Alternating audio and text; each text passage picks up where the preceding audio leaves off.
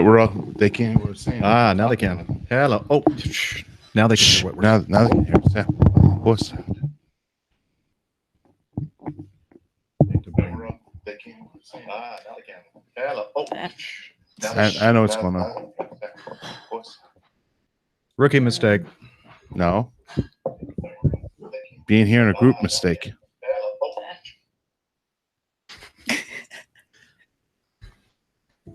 Now we get it covered. Do you need an extension? Perhaps, yes. I think the other headphones I had, they're all shorter. Okay. That's the longest one I have. Ooh. Oh, a barley wine. You might enjoy that. I think you might like that. Never even heard of it. Give it a try then. It's a high alcohol. Yeah. Or should be. Children. That's kind of talking about me. Children. Children, would you behave, please?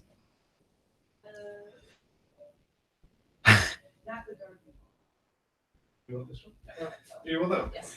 She doesn't want to be an old crafty hen. Which one did she point to? That one. Right here. The old craft. Yeah, I think she wants. Left hand. No, the old peculiar. You wanted to be old and peculiar. Yes. Okay. This is very dangerous, everybody. We have on this table all kinds of. Actually, well, everybody has All kinds a of. little bit of stake in this. Mostly me though. Electronics, and we have a bunch of open beers. It's not a good thing. We'll see what happens. Okay, I'm gonna put my keyboard. Oh, hell, APGers. Wow, I need to turn your volume down too. Then Well, I haven't really got there yet. Oh, hail, APGers. that's better. Hi. Maybe I just need to turn down my volume. Mm-hmm. Was she growling over there? Or? No, she's Okay. growl. Well, she made some kind of a sound. Like, when are these people going to leave? Making all this noise. All right, so I guess I should probably go over here, open this up, and get a chat room. Come on. One of these, and pop it out. Pop out chat. We're running a little bit behind, which is really not normal for our show. No, so efficient normally. Yes. But we had to go and scare off some random light aircraft which is buzzing the house. It took some doing. Yes. I heard they didn't take the hint very well. Not No. No. It was an irritant. I don't have a host link, but don't worry about it. Have we not got one? Why would you need a host link? I'll have a think about that. Well, it's just so I can see the video. Oh, there's the video. All right. That's a lot easier. So you can see How the much video. have you been drinking? The video is right in front of us. I mean, about what, 3 feet tops, 2 feet. Yeah. Ha. Is someone going to do anything about the exposure? And you can adjust your Strength? volume there. Oh, it's good. I turned it. It's a little loud, but Okay. Well, it's fine. Okay. Yeah, that's fine. How about now? Sounds okay. good. How now, brown cow? Now, brown cow. Ah. Ow. Find the table leg. Yeah. Well, that doesn't look like a barley wine to me. It was terrible. It was terrible. What? That's terrible. It's back on the fridge. Well, What? a barley wine Top off. is not a normal beer. It was No, terrible. it's definitely. No, it's not. It's just that your taste buds aren't normal. They're very normal. I don't like beer. Most beers. That's what we mean. It's just fruity. Not normal. Okay. We don't understand. All right. No, I can't it's hear any of you. Not normal not to like beers. I don't know why you can't hear us. We all hear you. Check 1, 2. Yeah, we Check can 1, hear 2. you. I can't hear any of you. Oh, now I Plugged into anything? Oh, yeah. Problem is, I can't put this on because I'm getting miserable feedback. Well, I mean, okay, your Hang number. on a minute. Which one Don't are give you? up. I've got a set of earphones. Which one are you? The 3? 3? Okay, and you can't hear anything. No, it's the feedback. When I turn my battery on, it's the feedback. Why does it need a Doesn't battery? it? Does Yeah, it do you have want to? just- Does it have you to just be want- powered to hear anything? I Why have not? another set. Why don't I lend you a set of earphones? Yeah. There you go. Earplugs. Well, I have like there are Earbuds. Ooh. No Apple ones. No, I have about 500.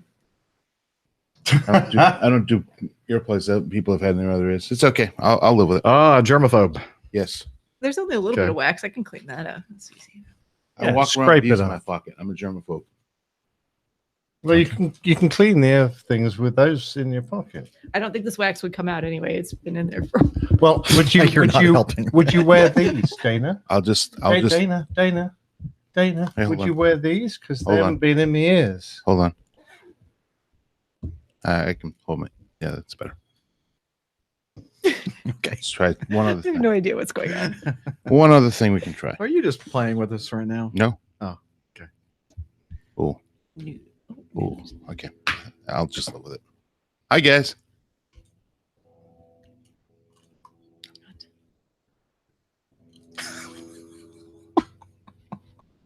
Love you too, Nick. No problem. Not an issue. Just trying to help. I know you are. We're here to help. Well, now we get the ambience in behind. Yeah. Well, it is an aviation podcast. It is Yeah. absolutely. And we have some aviation. I don't know if you all can hear that. I don't know how they couldn't. Woohoo! Yay! Just wait for the big bang when it crashes. It is, after all, a helicopter. Powered by magic. Well, that and fairies. Flown by fairies, probably. Yeah, AG, I'm talking about you. Is AG on the in the I show? don't believe so, but Oh. you never know. You might hear it one day. Yeah. Someone might tell him. All right. Nope, no. Let's see if that will work. Gotta get my microphone situated Get here. into the chat room here. Hello. I'm just going to use your computer to see Yeah. the screen. Good. And then if you want to say something, though, it's going to be a little bit more difficult. If you want to type something in the chat. No, I'm going to pull the chat up here. on Oh, mine. okay. Oh, you're just going to look at. I'm the, just going to use your okay. computer for the Yeah. articles because I can see that. Yeah, that's well good. enough. That's good. That's good. That's good. It's going to make a I can bunch also of- turn that a little that way. Yeah, I can. Between Okay. the two of yours, I Yeah, can. all right. All right. And he put the soundboard in front. Oh, that's not really the soundboard. That is not a good thing. But I do have a soundboard that we can. Excellent. Shut up, Jeff. All right. That needs to be turned up a little bit, I think. Shut up, Jeff. Yeah. Shut up, Jeff. Shut up, Jeff. Shut up. Shut the H up, Okay. Jeff. Well, let's do a sound check. How do we all sound, by the way, everybody in the chat room? Malachi saying there's a lot of Apple computers. Oh, yes. That's not a problem at all. That's a good thing. Yeah, that's Yeah. that's fantastic. We have like everything Except for one. on this table. Nope, they're all Apple. Except for one. That's an iPad. It just has a fancy case. That's our Oh. USB. Oh, I thought, you know what? Forget it. I thought that was Surface. I thought that was a Surface. Nope. I just have a really bad angle, but I should have recognized the pivot Yeah. cover. So it's all absolutely 100% Apple. Wow. Wow. Even phones. Pardon me. Oh, my word. What a class act. Okay. I'm sure there's Mine's something. going to make noise here in a second. I'm sorry. Well, it's just going to be a lot of distraction, but the dogs are going to be going off. What the heck? Yeah. And, Don't worry. I'm not quite ready to push the button. Okay, good. Because Jeff, you can push my button anytime. And I have been the last several days. Do it this way. Oh, see, I forgot to do the little thing about what we're going to talk about today. We're going to talk about Smile, everybody. recent aviation news. excellent. Perfect. Yes, that I about like sums it that. up. Okay, Nice and tidy. I like it. That's That's what we're going to do. Thank you. I need to redo that. Oh, It's fine. all right. And then back over here to Yeah, that's better. Much better. oh, something just made a noise. My tummy. Have you eaten anything, Steph? No, Do you want to eat something? Yeah, she's going to melt away. She's I'm kind of fine. I skinny. heard there's She's going to get drunk off of one beer. no, I'm good. We got I'd hate to see that. There's calories here. Oh yeah, that would be bad. when we get to a boring bit, like Is there anything when we Jeff, can have her read? when really Jeff- Shut up. yeah, something nice and technical. Shut up, Jeff. Oh no. Shut up, Jeff. Shut up, Jeff. Shut up, Jeff. There's some nice hummus. Yeah, Mm. yeah. Would I you could go for some hummus. would you hummus a few bars? No, wait. Hummus. No. Would you hummus us with your tales of daring do? Right. 10. I'm gonna bring him down a little bit. Who, me? You Absolutely. ain't going to shout now because I can't hear myself. Excellent. I've got it set perfectly. I can now. shout now. Damn it. Good try. I tried, yes. Okay. Am I back? Yes. Open Mm. YouTube. That's what I want. WAPG. Oh come on. Still getting situated. I'm ready. Okay, I can't even get to the. WAPG. It's the airline pilot guy. Yeah, he's something. We're going to clap first? No. Yeah. Do you want me? Wait, let's me get to our set- recordings going. If you want to. Do you want me to set my recorder? Actually, no, that is a good idea. I need to get this recorder going. Your your recorder. Yes. Yeah. Yes, because that's the only one that It's really the only one that's matters. recording. It's the only one that counts. Okay, the recording is going. Woohoo. Yay. Let's just make sure All we're right, good. now I can chat. Good. Oh, What we've was that? got to do something What? about that. Which is that one? Dana Colden just did something on And WhatsApp. someone's. Yeah, I made- said Something here over we there. here we Did go. my phone also make noise? Ah! Oh, Oh, shit. oh no. Ah. Oh, don't. Shit. Really? What? How did that happen? Oh, man.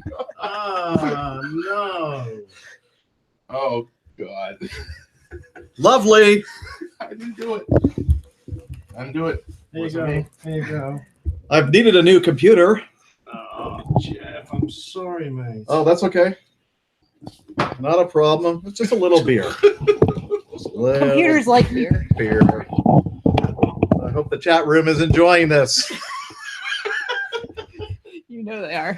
I need some Yeah, what do you? Paper towels? paper towels. Yeah, I'm right here. Thank you. Rusty's like, what? Thank you.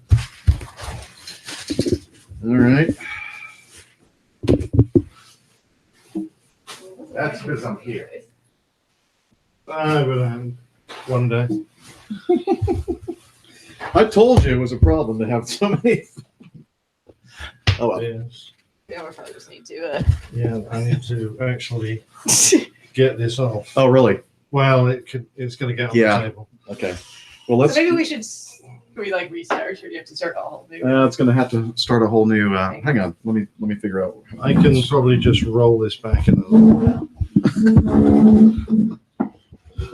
Classic. You have the plastic cover underneath here, so that's good. Okay, sorry, sir.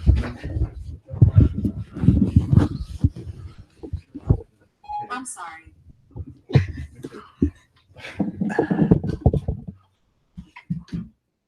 I hope. Let's go ahead and roll that under. Hold on. Don't move. Oh, is there beer on that No, one? no, just pull it this way. Whichever way. Just keep moving it this way.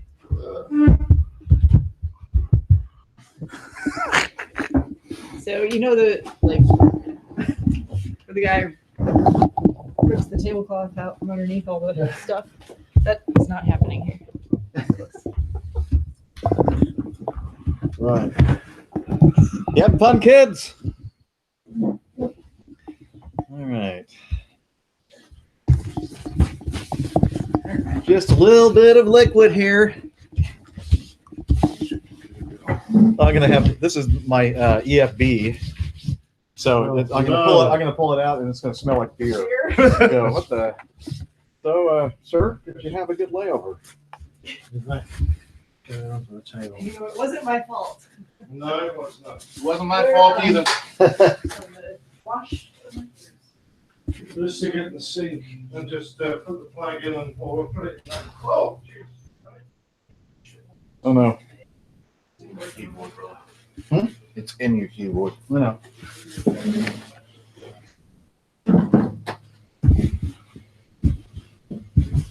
Right, I don't know how waterproof this is. We probably need to get this off as well and put something else down. It's Jeff. plastic, bro. No, it's not. It's not completely waterproof. It's semi-impermeable. It'll. Do you have any water that feel anything in the bottom? Well, I don't know, mate. I don't want to wreck this table. Okay. Let's go ahead and let's start rolling it up first before you start doing that. Stand by. We're experiencing technical difficulties. Stand by.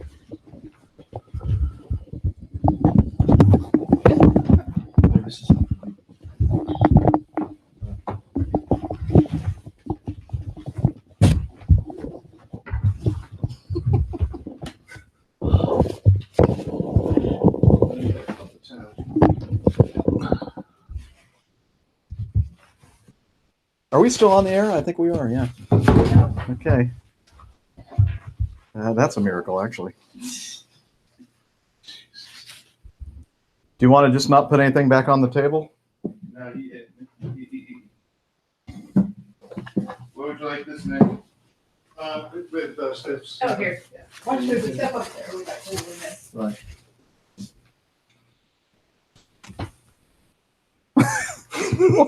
Good luck.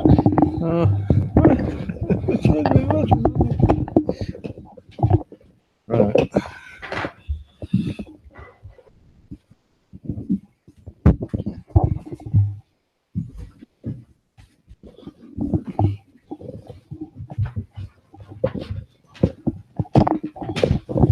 We'll have this sorted out momentarily. As long as just computer safety. So far, it's working. I'm not going to turn it I on. think you saved it quick enough. I'm just Oh, that's about as quick as I did it too. Yeah, but I didn't put water on it. That's true. It just smells like beer and I have beer before. All right. Your computer's much better, is what you're saying? That because it's pretty hot. I can only lift this up, please.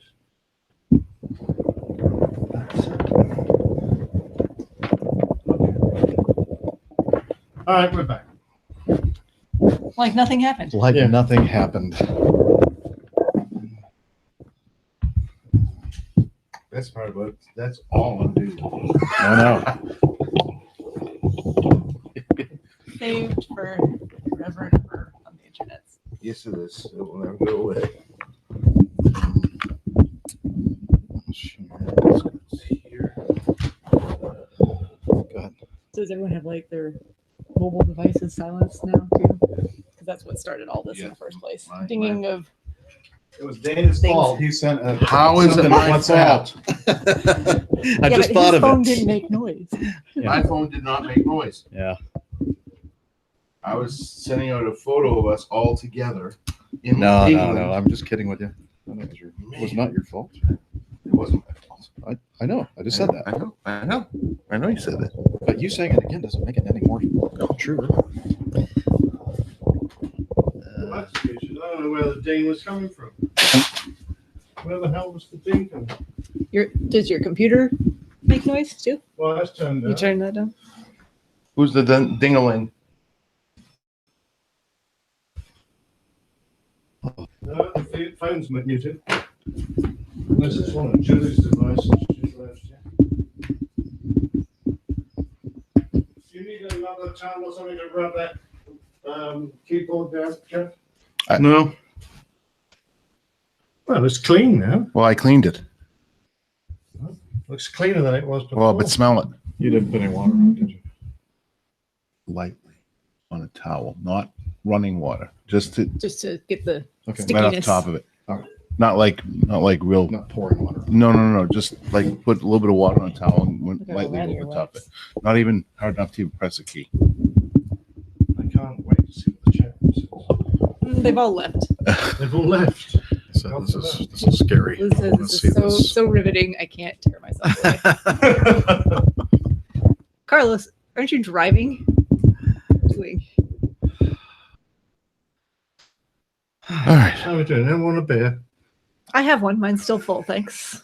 Is mine? Is mine the one? Jennifer. Up there. Electronics, beer, and crowded table. What could go wrong? Nothing. Nothing at all. Dan must be having deja vu. Yeah. I actually call that alcohol abuse. Fortunately, it wasn't a lot. No. small No, amounts. Nick's beer Nick's was, wasn't Nick's about was half. quite a bit. It Yeah. was like Yeah, half but a I beer mean, on on the table. this on my keyboard Yeah, just- wasn't a heck of a lot. And hey, you know, if it kills my computer, then I'll get another one, I guess. We'll just have to. Yeah. Okay. Let's see. Is this still recording? Is the beer okay? Testing, 1, 2, 3. Okay. Tap on yours. Okay. And Dana, say something. Hi. Okay. I think I'm getting Hello, signal hello. from you. Hello, hello. Hello. Hello. Hello. Hello. Okay. Okay. I'm gonna hit stop and then Hello? see if I can hear.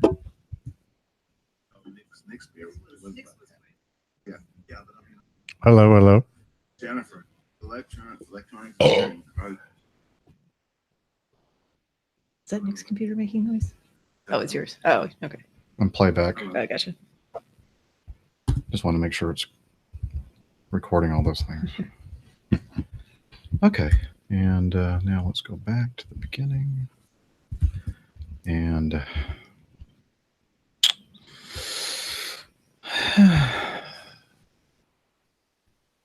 Yeah, have a drink. Have a It's all drink. going so well. Where were we? Where were we? Do a we show. haven't even started yet. All right. I think I need to get this a little bit closer. Can it? Yeah. Yep. No, Thank you, because I need to have access to that. Probably gonna have to do a little bit more work in cleaning up my cover on this. yeah, we'll make sure that gets Yeah. nice and We get it. restored. We get it. All right. I'll keep my beer far away from it. It's been a great day. All right. I've had a great day. Oh, good. Good for you. That somebody has. Yeah. Okay. Can everybody hear us okay in the chat? Looks like it. I think everybody left the chat room. No, they're all there. They're just discussing. If anything, this How would be more dumb we fascinating than are. a normal show. Yes. The show's almost over already. Let's see. That's on. Oh, okay. I need to.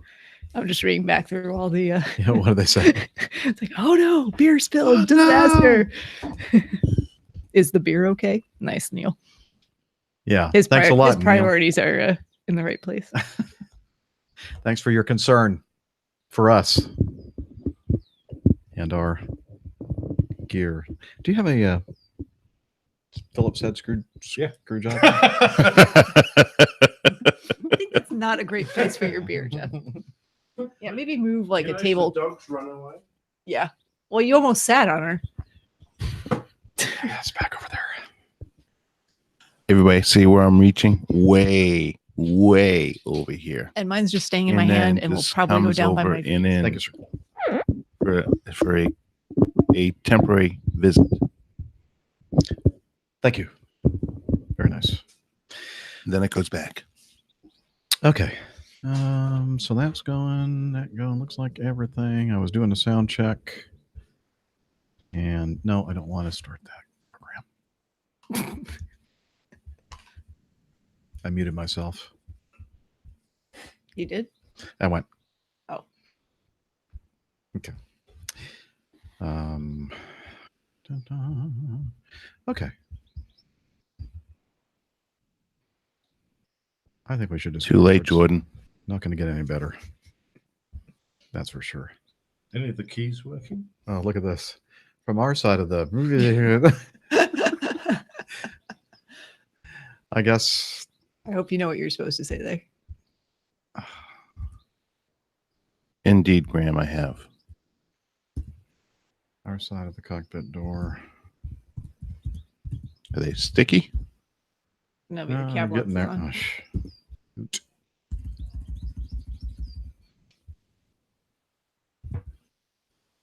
Oh, we did originally say 3 o'clock. We're getting close. Yep.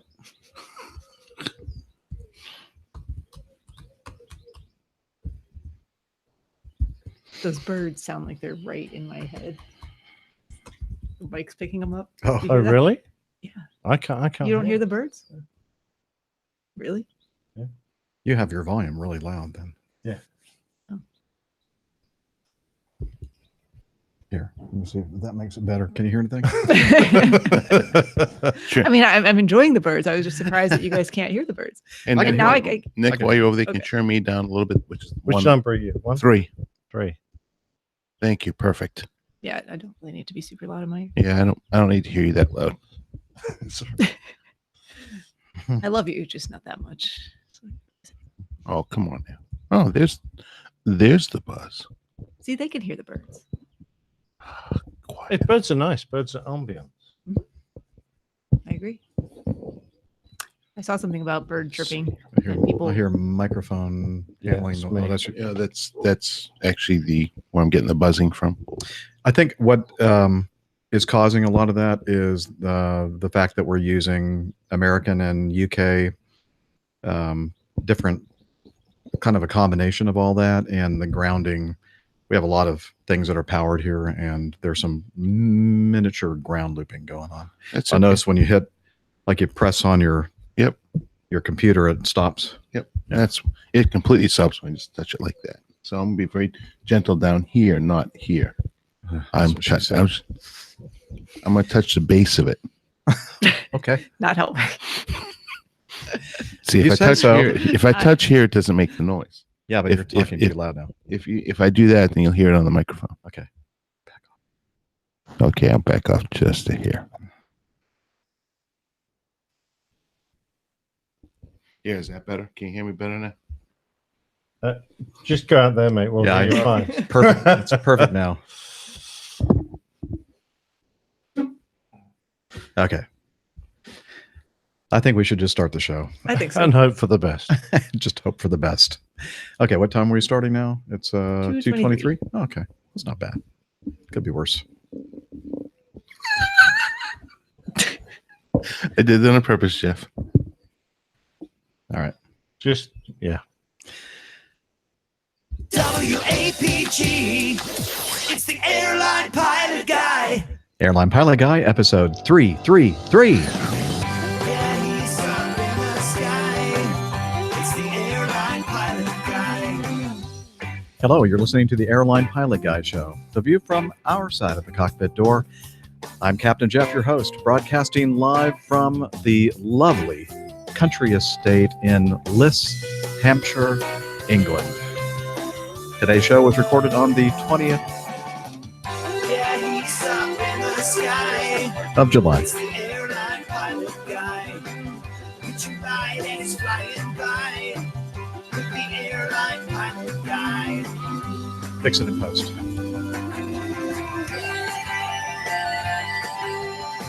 In today's episode, recent aviation news, your feedback, and this week's plane tale, There Be Monsters.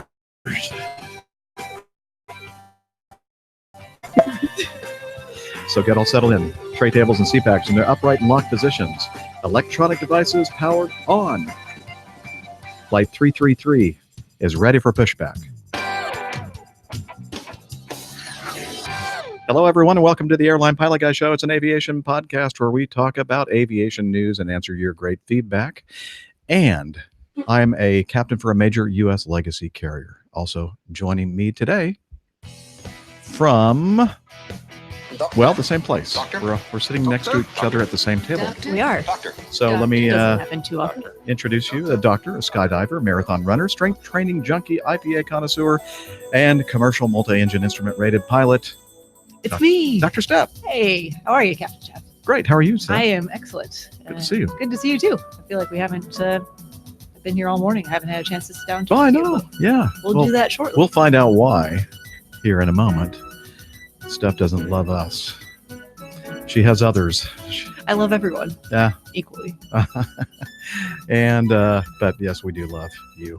And also joining us today. And stop touching my knee under the table, Dr. Steph. Okay. Okay, I think my hand has been clearly here for all to see. You're messing up this intro, people. Sorry.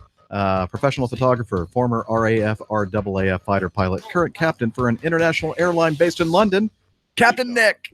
Well, hi there, everybody, and welcome to Blighty. Lovely to have you here as my guests. It's been absolutely wonderful. And until a few seconds ago, things were going perfectly. I guess we're going to have a long debrief after this show. Yes, we are. HR, get ready. Oh yeah, I've got notes. Okay. Sorry. And also joining us at the same table in this lovely home in Liss is barbecue master, bourbon connoisseur, motorcycle riding pontoon boat skipper and captain for a major U.S. legacy carrier, Captain Dana. I'll take the opportunity to take myself off mute since you muted me. Great to be here, guys. Thank you for the wonderful host, Nick, and his lovely bride, Jilly. And looking forward to a great podcast here today. Beer Part 2. See ya. All right. Oh, well, that wasn't very smooth, was it? I'll fix it in post. That's my favorite saying. Sometimes I do, actually. All right. Well, we are all here, as we just said in our intro, here in this beautiful home, the Nick and Jilly Anderson household, and they have been just wonderful hosts. And if you'll remember the last episode, Nick and I were staying over at Nigel and Valerie's Demery's beautiful home in Upper Tadmartin. That's right, yeah. In North of Oxford. Oxford, yeah, Oxfordshire, whatever. Listen to the other show, you get the whole thing. But anyway, we are now here in Liss and been here for a few days, and it's just been a great trip for me. We're going to tell you all about it here in just a moment. But first of all, let's start with let's talk about what just happened. And just in case, the reason why I want to mention it is that just in case this computer that is basically controlling everything at this moment starts to smoke and fizzle and sizzle and It's okay. I got something to put out the flames. oh good. Yeah, so you'll remember how long ago, Dana, was it when you had your incident? Oh, thank you for unmuting me. Yes, it was almost a year ago, actually. Almost a year ago to the month. Oh boy. Yeah, I think it was in July of last year when I purchased this computer. Mhm. And yeah, so And what happened, Dana? Auspicious. just a little faux pas, a little bit of beer, which I don't normally drink. I accidentally spilled it on top of my brand spanking new computer. It wasn't even a week, well, maybe 2 weeks old, and it fried my entire computer. So yeah, that was not a fun experience. So that's Beerageddon, yeah. Beerageddon, yeah. So- Beerageddon 1. Yeah, so we were sitting here, and I even made the comment, looking at all this wonderful computer gear we have on the table, and also looking at all the beer bottles that were perched on the table, including mine. It's not there now; it's over here behind it. And yeah, so we were just about ready to hit the record button. Actually, we'd hit the record button. We just hadn't started the show yet, and we had a little incident, a little beer spillage. On the keyboard of my 15-inch laptop, and also this beautiful table. And so we had to. It was quite comical. You'll have to definitely look at the video that will be available on the YouTube channel. It's probably quite comical. We haven't looked at it ourselves yet, but we will, and I'm sure we'll laugh about it. Dana's replaying it for us right now. so we Oh, can okay. actually- This is it. Yeah. pretty close. It's I'm trying to find the exact spot, but it's pretty darn close right here. Okay, so it must be Oh, I think it Steph's was fault because she was before she was taking a sip of her beer. Okay, Oh, right there. Maybe. no. Nope, not quite there yet. I'll find it. Oh well. Anyway, Yeah. that's does not make good for good audio only. Just trust me. Head over to the YouTube channel and look There at it is. that. Found it. Watch the video from the beginning. It's Yeah. at the what's the timestamp on there? I'll get it. We'll report it, but it's just there it is. It's about 22 minutes in. 22 and a half minutes in. Yeah. Okay. Well, anyway, yeah. So that was exciting. We had a few moments of excitement as we tried to retrieve all the electronic devices, and so far it looks like everything's still working. Can I read Graham Haley's comment here real quick? Yeah. He says, "Welcome to the annual APG beer spilling competition. In the lead currently, Captain Dana with 1 laptop to his name. In second place, Captain Nick with a damageless double spillage." Yes. I mean, second place. I wouldn't say that. I wouldn't say that. We're waiting to see. Anyway, it was like exciting. playing dominoes. Yes. Here we go. Cheers. Oh. Okay. Everybody, hold on with both hands. Cheers. Cheers. Cheers. Well done, guys, and welcome. Perfect.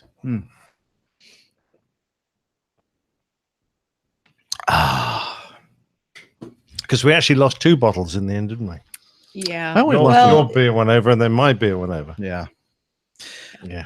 Okay. Well, we're over it now, and we're gonna forge on. And so, as I said, I've been here in the UK for a while. Sorry. They're still watching the video, the replay, and me frantically trying to wipe my keyboard and computer Wipe clean. what? Yeah, with the paper towels, and yeah, it's. But you'll notice that I kept smiling the entire time. Well, what It can was you a do in fixed that kind grin. of Come on. under those circumstances? What can you do? Anyway, no. The good news is Sleep with one eye open tonight, Nick. Yeah, I'm just going to lock him in his bedroom and not let him out. So I'm okay. We're okay. the beer, however, the sacrificial lamb Mhm. didn't do as well. Yeah. Okay. Well, I've been here for a while. Just mentioned that we were over at Nigel Demery's house. We got back over here earlier this week on Tuesday, I believe, and have been having a great time. We'll tell you more about that. But let's first talk to Captain Dana. He joined us. He was the next to join us, and he joined us on Wednesday midday. Was your flight good? Over? Well, the flight itself was remarkably nice. It was long.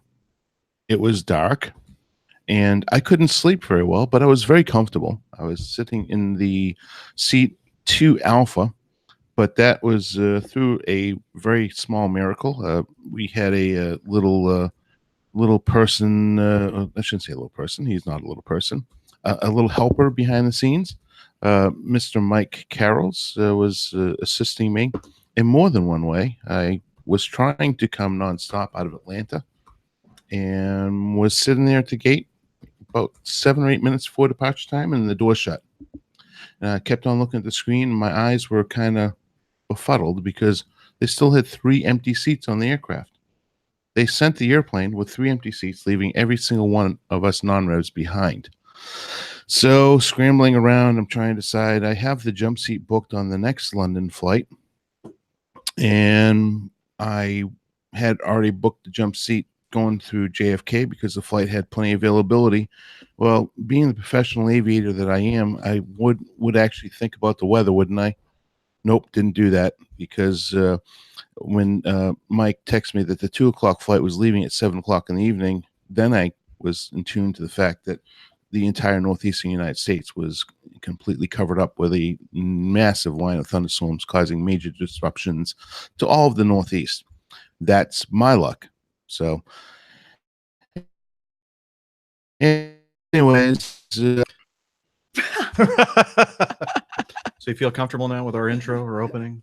Yeah, okay. Let me guess. The you recorder's didn't stopped? record? No, I did see.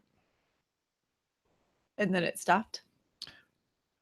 Yes, Excellent. it did stop. Okay. Do you know where it stopped? Yeah, When we spilled when we the beer? spilled the beer Okay. is when it stopped. Okay. Yeah. Hey. Take 2. We might be a bit late at the curry house tonight. oh my. We're gonna make it a little bit tighter this time, and That's what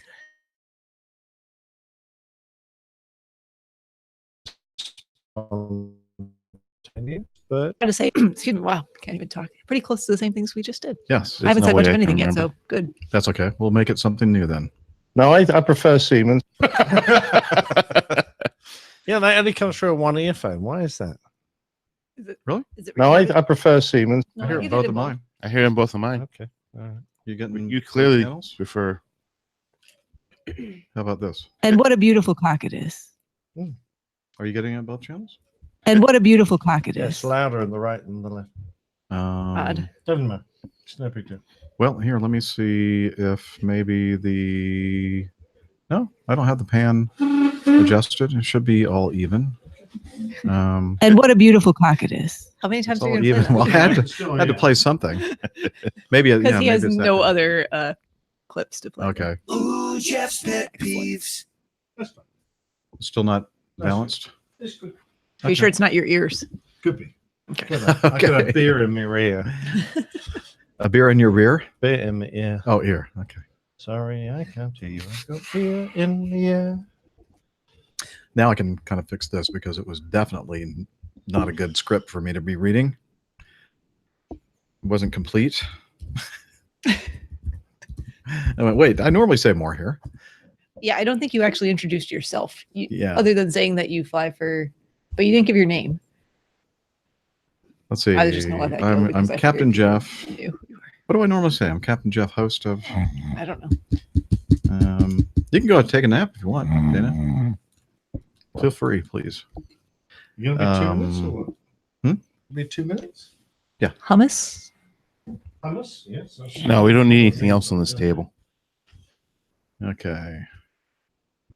Captain Jeff, No, since we're not. Your- I'm getting some ice. host. This whole damn thing's falling apart. Yeah, I need to get covered and come back and record. Oh, that would not be a good thing. That would not be a good thing. It'd be fun, but it would be a horrible show. All right. I'm Captain Jeff, your host. Broadcasting. Yeah, all this stuff. Do you want to dictate and I can type it for you? Yeah. With this? Yeah, I'm just watching you type like one Yeah. finger at a time. Speaking of pet peeves, just tell me what you want to say. Broadcasting live from the Anderson From the estate. APG country. APG UK Yeah, oh, well. studio. Oh yeah, you're good, Steph. The APG UK studio in let's say in Liss, Sorry? I feared for you. Hampshire, England. Well, don't worry, there's more. Don't be gone before Well, you're a fast typer. All I right. make a few mistakes, but that's okay. Yeah, whatever. That's good enough. I can read it. Okay. It should be in today's episode. Blah blah blah. Okay. Yeah. Okay. That works. Yeah, that's my 110 words per minute there. Ooh, nice. It's the only way I stay sane I at do work. like 10 words per minute. It's actually the most common question I get from patients. Like, where did you learn to type like that? Oh, where did you They don't learn care. to type like that? Eighth Did you? grade Oh, keyboarding you class. had Yeah, I took a keyboarding class in 8th grade. It was they called it probably keyboarding. yeah, because it was actually on a 'Cause there's no typewriter. typewriters. It was on a anymore. typewriter. Oh, You actually had It was typewriter back an then? electric typewriter. It's a type of a Pittman course. I have a old Underwood typewriter, Oh, really? which is really cool. Which I do not type 110 words a minute on. It's you have to like. I have an old Smith Corona, or my mom and dad Mhm. did. That's still in the storage unit out in California. Do you think that would be worth selling on eBay? I don't know. I don't know anything about that Hmm. particular brand. Anybody out there know? I could. I just think it's cool to have. I have it set up in Yeah. my guest bedroom. All right. Bless you. Is this not fascinating? I can't believe people are still hanging around watching all know. this. Well, There might be a show eventually. it's early in the. Oh, that's in the true. US. It's Friday though. Don't you people work? Yeah. What is it with you people? Don't you work? Wait, How are you watching this? 9:40 in the morning on the East Coast. 6:40 in the morning. I don't think we have anybody from the West Coast. Lane is not in the chat room. No. Thank you, sir. West Yeah. Coast A usual. little bit or earlier. Little bit He's in the early. Seattle area, right? Yes. Where do you Oh, want this? yeah, right there is good. Yeah, just Thank pour it on top of the iPad. It'll cover up the beers. People just, oh, is that hummus? Why, yes, it is. Yes. Yes, it is. Okay. Let's see. Ooh, Six Flags Great America. One of my favorite places. Hello. Haven't been there in many years. Oh, is that Go ahead and ride the American Eagle. is that that's in New Jersey, right? No, that's Six Flags Great Adventure. Great Where's- America is in just north of Chicago. Oh, It's what's he doing in Chicago? Oh, he's on going his to- way to. to Air Adventure. That makes sense. Hello, you're listening to the Airline Pilot Go. Oh, the Jordan Vehicle Rose is Runner here from Cockpit California. Door. Oh, Jordan! Wow, you're up early. You are up there. Oh, it's gonna get crunchy, and I'm gonna go get some more liquid for refreshment. You know what? The hell with the show. Let's just. I think people would watch us do this for 3 hours, to be Yeah. honest. People will pay for that, you know. Ooh, someone in Sydney? Excellent. All right, so we really do have to do a show. We have someone watching from Sydney. Oh, sorry, Sydney. This is classic. It's your microphone that does it all. Mm-hmm. Well, I've now cured the problem. I'll move to earbuds.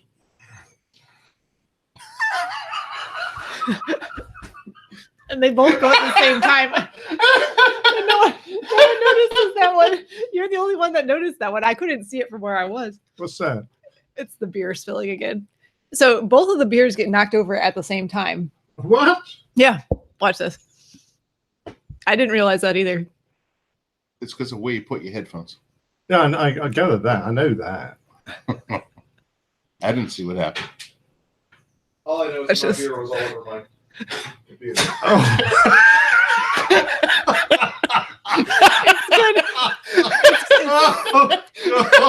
You guys are having a good time. The reason it's so funny is because Nick's beer goes over in like slow motion. It's just like, and then and no one sees it. Like Dana's the only one that sees it, but he's the furthest away from it. So it's just sitting there, and you can That see was the beer such just bad luck. spilling out of it. I mean, how the hell do you knock 2 beers over with one microphone? Talent. Yeah. Hey, I found a new talent, Jeff. It's something I can do when I give up flying. Yeah, would you trade places with me? I'll use the waste back. The dogs are going to go mad. Okay, good. Well, we'll just wait for that to happen before. They're still in the house. I think they retreat. They ran away when we spilled the beer. hear all this noise. They're smart. Oh, something bad has happened. Right. Well, Rusty really wasn't going to move, but then Nick almost sat on her, and she jumped up and ran away. Thank you. I really don't need to be eating, but Oh, have some chips and hummus. That's just hysterical. It's so funny. We just need that like on a loop, like as a GIF. Just the moment where everything goes. we'll definitely have to reference that time stamp 22:30, I think. 22:30.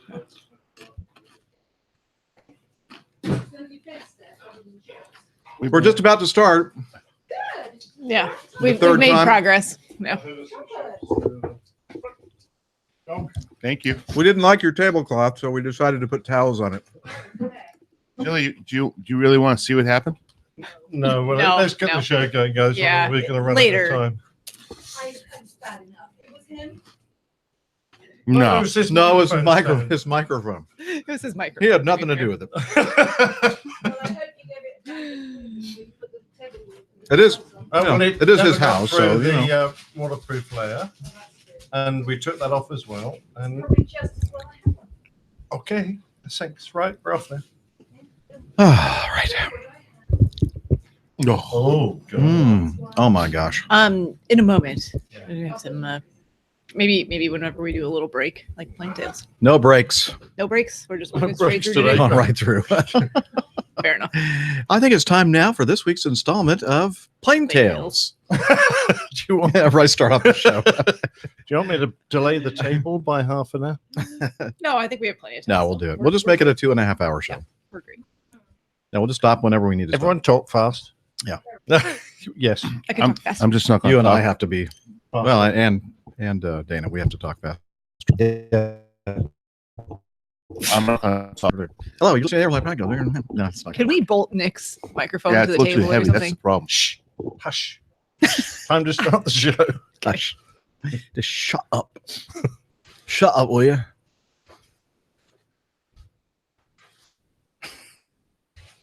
Okay. Let me make sure that this is recording. It is. All right. We're starting about 11 on this and 45. Here we go. WAPG. It's the Airline Pilot Guy. Airline Pilot Guy, episode 333. Yeah, he's up in the sky. It's the Airline Pilot Guy. Hello, you're listening to the Airline Pilot Guy Show, the view from our side of the cockpit door. I'm Captain Jeff, your host, broadcasting live from APG UK Studio 1 in Liss, Hampshire, England. In today's episode, recent aviation news. Nope, shit. That's part of the show. Family show. I'll edit out and post.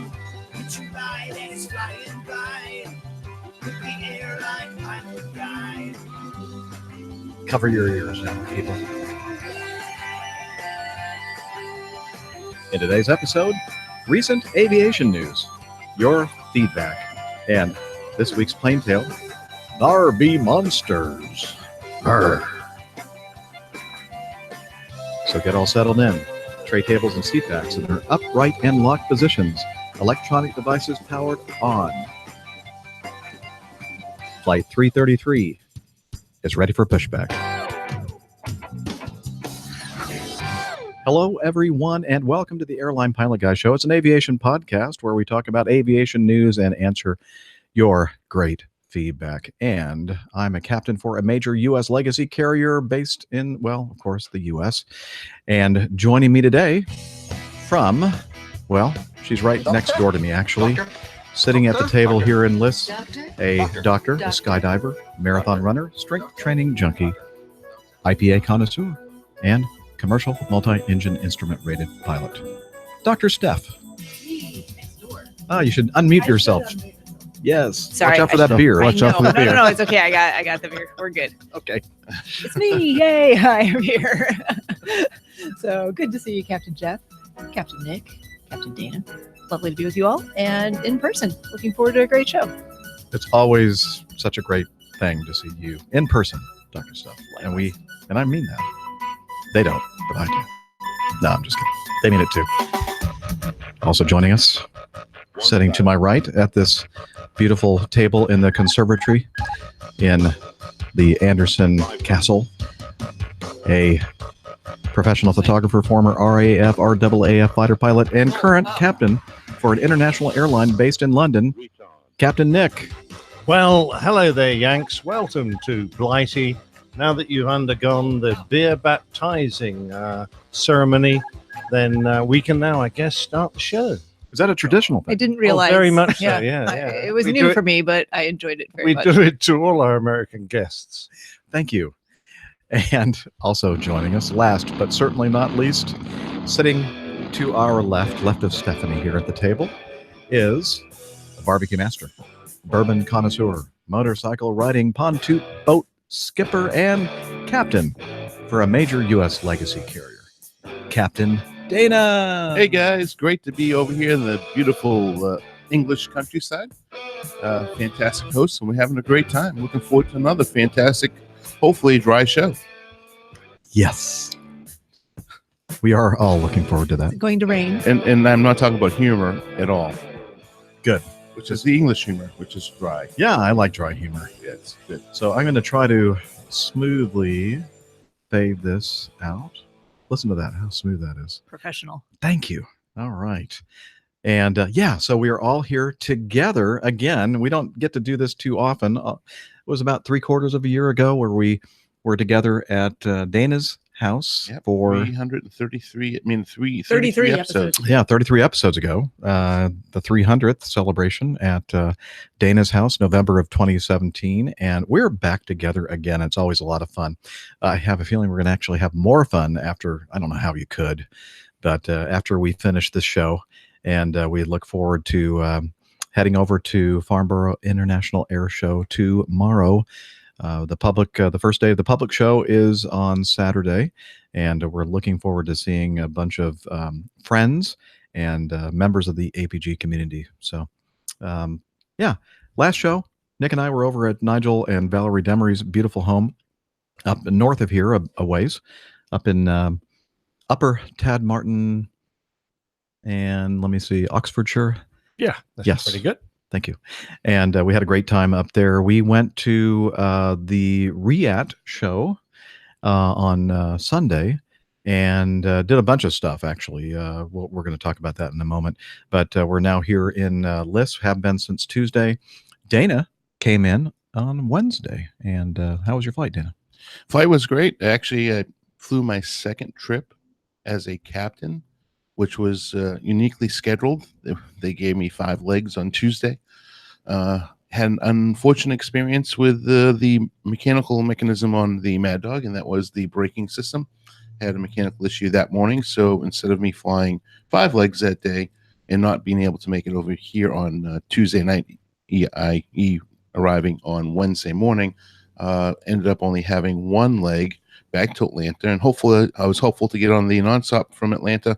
However, they left the aircraft with 3 empty seats and dispatched it, which was kind of aggravating, especially as a non-rev sitting there, and I was number 4, so it really wouldn't have mattered anyways. But so I decided to go ahead and try to go to New York, and dispatcher Mike, a good friend of ours that works in dispatch, was helping me out behind the scenes, came up with some good ideas for me, and I had already thought about going up through New York. But however, when he texted me that the next flight going was such and such flight number, and I said, that's interesting. He said, yeah, that's a 2:00 departure, and it's going to be leaving at 7:10. That clued me in. As a professional aviator, I probably should be looking at the weather, but I didn't. There's a massive line of thunderstorms coming through the entire Northeast, from all the way from upwards of Maine all the way down through the mid-Atlantic, and it just botched up all the traffic. So my other choice was the later flight, which of course is oversold. So I was sitting there at the gate to try to go to New York. I had the jump seat, and fortunately I did have the jump seat because nobody else got on the aircraft. And I was contemplating, and I was in the process of calling the captain or texting the captain on the later London flight to see if it would be okay for me to jump seat with him on the nonstop. And I received a dispatcher Mike text again. He said, that flight's been delayed until 2:00 in the morning. I would recommend you going through New York. So went through New York. Only problem was that the New York Center still had a lot of catch up to do, and vectored us well over the Atlantic Ocean. And the hour and 48-minute flight took us close to 2 hours and 45 minutes. Now, I didn't have that much time to make it the flight in the first place over to London in JFK. Fortunately, dispatcher Mike had contacted the local folks at the OCC Center in New York, and they were conversing back and forth to try to make sure I made the flight, and they helped me out significantly. And they said, the bald guy wearing red shirt, yeah, that described me perfectly. So anyways, I got on the flight. I sat in business class. It was a very, very enjoyable, comfortable seat. For me, there's really no such thing as a truly comfortable seat. I cannot put the lay flat seat completely down. Not that I'm complaining, but as a result, I was very uncomfortable as far as sleeping. So I was up the entire night over actually conversing with Mike and dispatch via the new feature that we can text on while we're airborne. So it was nice. And within 5 minutes of my arrival here in Heathrow, I had already cleared, I'm sorry, let me rephrase that. Within a few minutes of arriving Heathrow, I was the first one off the aircraft, the first one through, and they gave me the expedited clearing. So I cleared through customs, and within 5 minutes of me clearing through customs, Jeff was there to pick me up. So it was a really good trip over, and hoping for hoping for the best returning, except for I kind of talked Jeff into a little trick that I had. And of course, he wants to get home, and he's now stolen my business class seat going home. So I'm already whining about. I'll point out at this point, there's still 4 business class seats available, and you're number 4 on the list. And he forgot to mention the other 2 people that are responsible for taking his business class seat as well. But if I didn't have a big heart in protecting you, and you wanted to get home, you never would have or even looked at the fact that the Atlanta flights tend to be payload optimized, and that the best out was to go through Boston. How about Detroit? Detroit looks good too. Business class through Detroit is wide open. Oh, you should do that I then. have to go to Boston.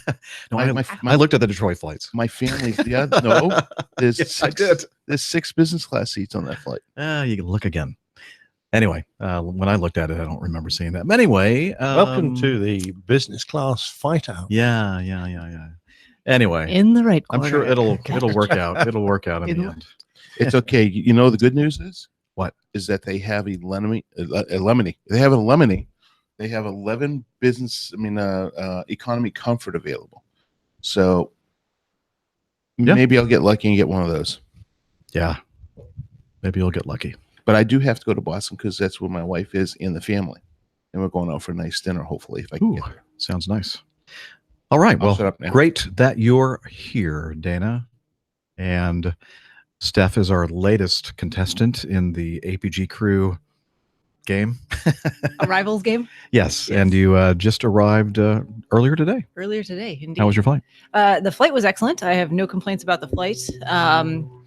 Backing up a little bit before that, I think people who have watched previous shows will know that I kind of like to show up to the airport right in time to board and not have to sit around at the airport and Last minute, Louis. last minute. So yesterday was the exception. So Charlotte Douglas just opened a new portion of their A terminal, A concourse, and I wanted to get there early and go see it and try the new restaurant establishments and drinking establishments. So I was only working half a day. I had packed my backpack the night before. I had to finish up doing some laundry and then put the rest of my clothing together in a suitcase. So I went home after work. I did that. I went for a run. I showered. Plenty of time to get to the airport. Left with a good 3 hours before the flight. Wow. And got in the car. Needed to put some gas in the car. So drove to the local gas station, got out of the car, went to get my wallet, which was in my backpack, which I had packed previously. No wallet. Oh. I went, oh no. no. So I tore the whole backpack apart looking for it. I tore my whole car apart looking for it. There wasn't anything in the car. So clearly was not there. So I went back to the house thinking I must have taken it out or put it in a pocket of a jacket or did something, just not really, mindful of it. Went back to the house. Not there. Tore all head apart. Called up my work and got a hold of my practice manager and said, will you just take a look at my desk and just make sure I didn't leave it on the desk somewhere earlier today after lunch. She looks through the desk, looks in all the drawers at the desk. She goes, no, not here. And then he went, you know what?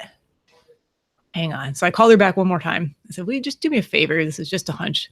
Look in the trash in my office, because I was in such a rush to get out of the well, not a rush, but I'd done my clinic. I went and got lunch, brought lunch back, and was working on paperwork before I left the office.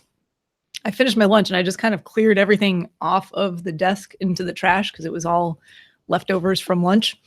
And sure enough, my wallet also made it into the trash at work. Yay, Steph. Yay. Threw away her So- wallet. Yeah. So how now we're So now it's how close are we now to so your flight? now it's 5:10 and my flight is leaving at 7:05. Still okay. My office is on the wrong side of town from the airport in rush hour traffic, which can actually be bad going back into the city. Also, I have no gas in my car and no wallet and no way to pay for gas. Oh no. So I'm looking at it. I'm looking at how many miles I have to go to get to the office, the amount of time I'm going to sit in traffic, and if I'm going to be able to do that, get my wallet, get gas, get to the airport. Figure that's doable after some quick, mental math. So I started driving to the office. I'm like a block away from the office and I realize I brought a different set of keys than I normally take because I don't travel with all my keys that usually have my office No keys. way. You didn't have the office keys? I didn't have the office keys. And now it's after work has closed. I'm like, well, maybe someone's still there. Pull into the parking lot. Not a soul. Ghost town. Oh no. So now it is 6:00 because it took me 50 minutes to get there in rush hour traffic. My flight's boarding in 15 minutes. No one is at the office. You're not panicking yet though. No panic. No panic. Keep calm. I don't know how you do it. So It always works out. So I got always there. works out. I would absolutely be flipping. I got there, Yeah, and the cleaning lady was there, and I could see her up in there's an ophthalmology office above ours. I could see her like going in and out of rooms. Please don't there. tell me you took a rock and you threw a rock. Well, I to hit went the up window. there and I knocked on Oh. the door up there pretty loudly, and she didn't come, and I don't blame her because why would anyone be trying to get her attention? So I was like, okay, I need to think of other options. So I called one of our other assistants who I know usually stays pretty late and I think is pretty close to the area. And she actually answered the call and she goes, oh, I'm only like 5 minutes away. I'll just turn right back around and come let you into the office to get your wallet. It's like, great. So she comes back, turn up 5 minutes. Now it's like 6:05. My flight's boarding in 10 minutes. I have no gas in my car. Like how low was the level in your car by now? Oh, it's on the been on E for a red while? line. Yeah. Oh. Yeah. And I only get like 18 miles to the gallon in my car. It's not exceptionally fuel efficient. So this was a fun and the irony of it is I had planned so much time because I was gonna be there early. I was gonna get some work done. I had like, personal text messages that I'd been putting off all day and emails and things like that. It's like I'm gonna go sit in the new concourse where they have a Noda bar and have a beer and relax before my flight. None of that happened. None of that happened. What happened was I got to the airport at 6:30. Flight's at 7:05. Valet Parked. parking. No, I parked in No? the hourly deck, Oh. which is fine because it's $20 a day. It's not terrible in Not too Charlotte, bad. Yeah. which is where I usually park anyway. So I parked there and I had a spot right next to the elevator. Got in the elevator, which stopped on every floor and was overly full on the way down, but I should have just taken the stairs and just carried my suitcase. Got into the terminal or got into pre-security. There was no line for pre-check. I went straight through, of course, my gates all the way at the end of the B concourse. So I was jogging because I know they're boarding at this point already. I'm like, I don't want them to like give away my seat if I don't Right. get there in time. So got there, got on the flight. No problem. Wow. It was a good Just How long after you got on did they slam the door? about 7 minutes, maybe. 10 minutes. Yeah, I think I was in my seat at 6:50, 6:45, I have to 6:50. do this in your honor. Wow.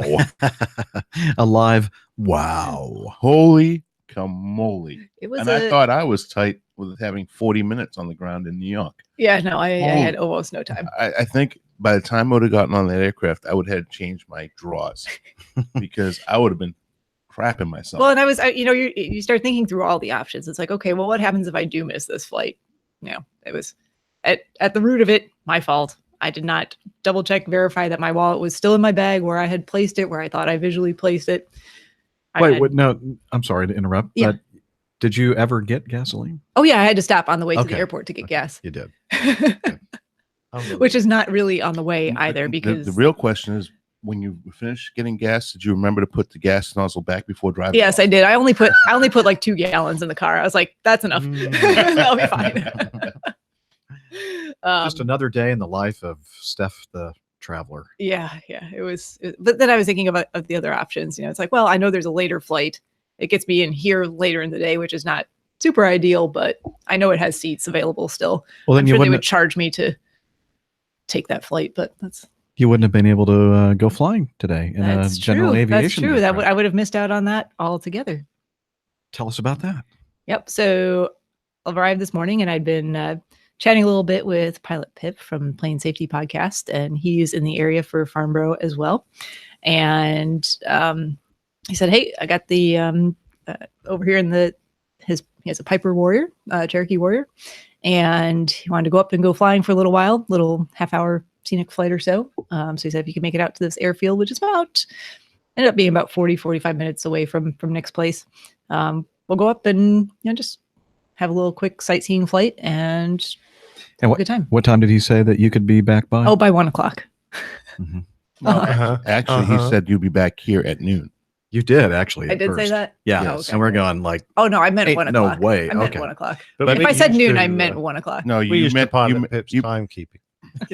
you meant noon time, so that you just like, okay, have fun. yeah. Well, at about 1 o'clock, I remember walking out into the back garden. No, And- noon. right at when she said Was it noon? when Pip Oh, yeah, because okay. she specifically said that Pip would have her back here by noontime. Oh, and he, right No, at I said noontime 1 o'clock. at right at noontime I heard an airplane outside. So- I said, I wonder. Pip was right. And Got her back here at noontime. at noon. Perfect. At about 1,500 feet. Yeah. Yeah. Yeah. But you Come here, didn't Lola. bring your Come on, Pip. parachute. Because You know, but your garden is a little small for landing. well, hang on a minute. There's like 25 square miles of army. Oh, ground that's true. just I over could there, have just like a couple of it hundred. looked like a lot of meters away. trees though.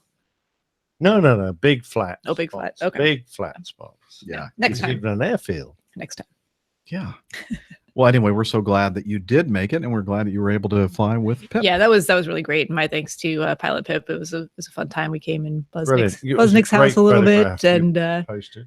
then we actually got to do a little flying around Farnborough too. So we got an aerial tour of a little pre-show for tomorrow. Excellent.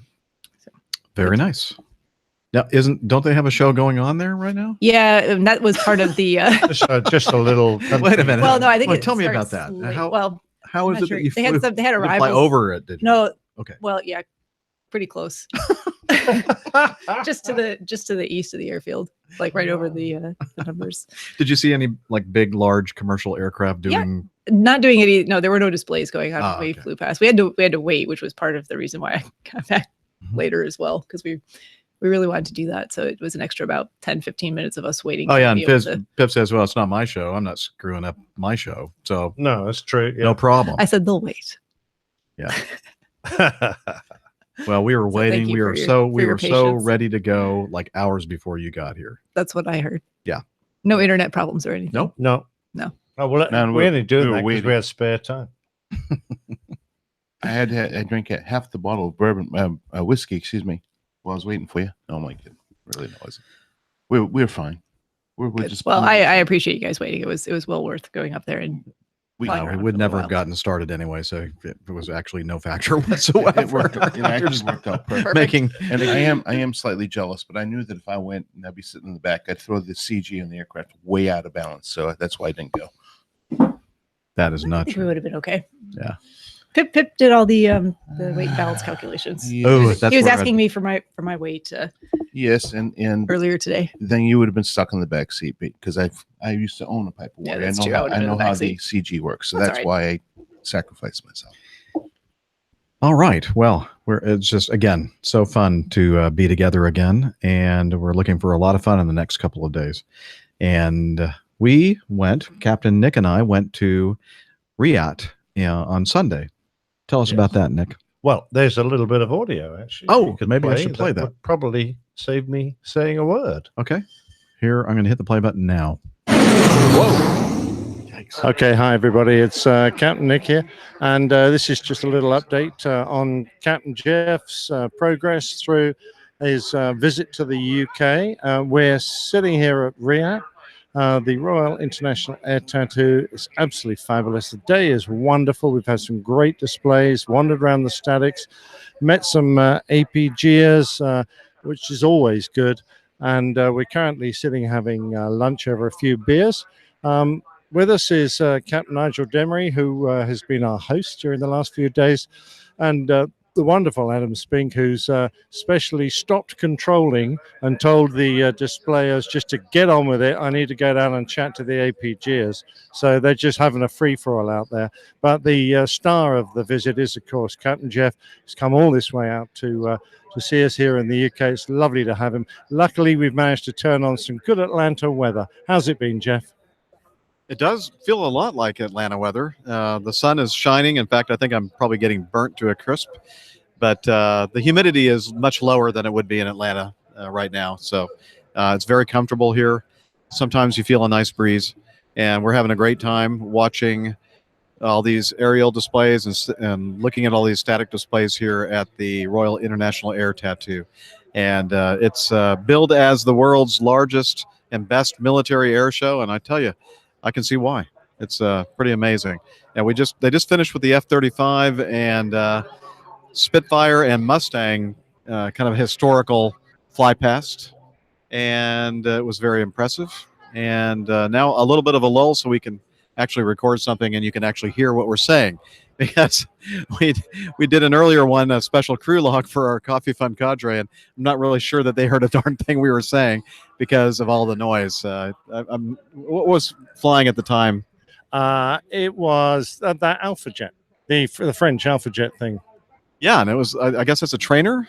Well, it reheated. It looks like a light attack aircraft come trainer. Yeah, I was impressed. Very impressive airplane. Is very noisy airplane too. But anyway, yeah, having a great time. This is kind of my vacation this year, and getting to spend it with my good friends here in the UK is just a blast. And as we've mentioned several times, Nigel Demery, he was our guest host on episode 332. In that episode, I haven't even started editing yet, but hopefully we'll get that out in a few days. But right now you're hearing this on episode 333, I believe, which we're going to be recording in the future. So it's kind of weird. Yeah, it's going to be this Friday. So it's now Sunday in like 6 days, and that'll be at my house. Yeah, so I'm looking forward to that. And if we have nice weather, we'll probably seat ourselves out either in Nick's wonderful new studio or out in the garden. I know better than to call it a yard. I realize my mistakes now.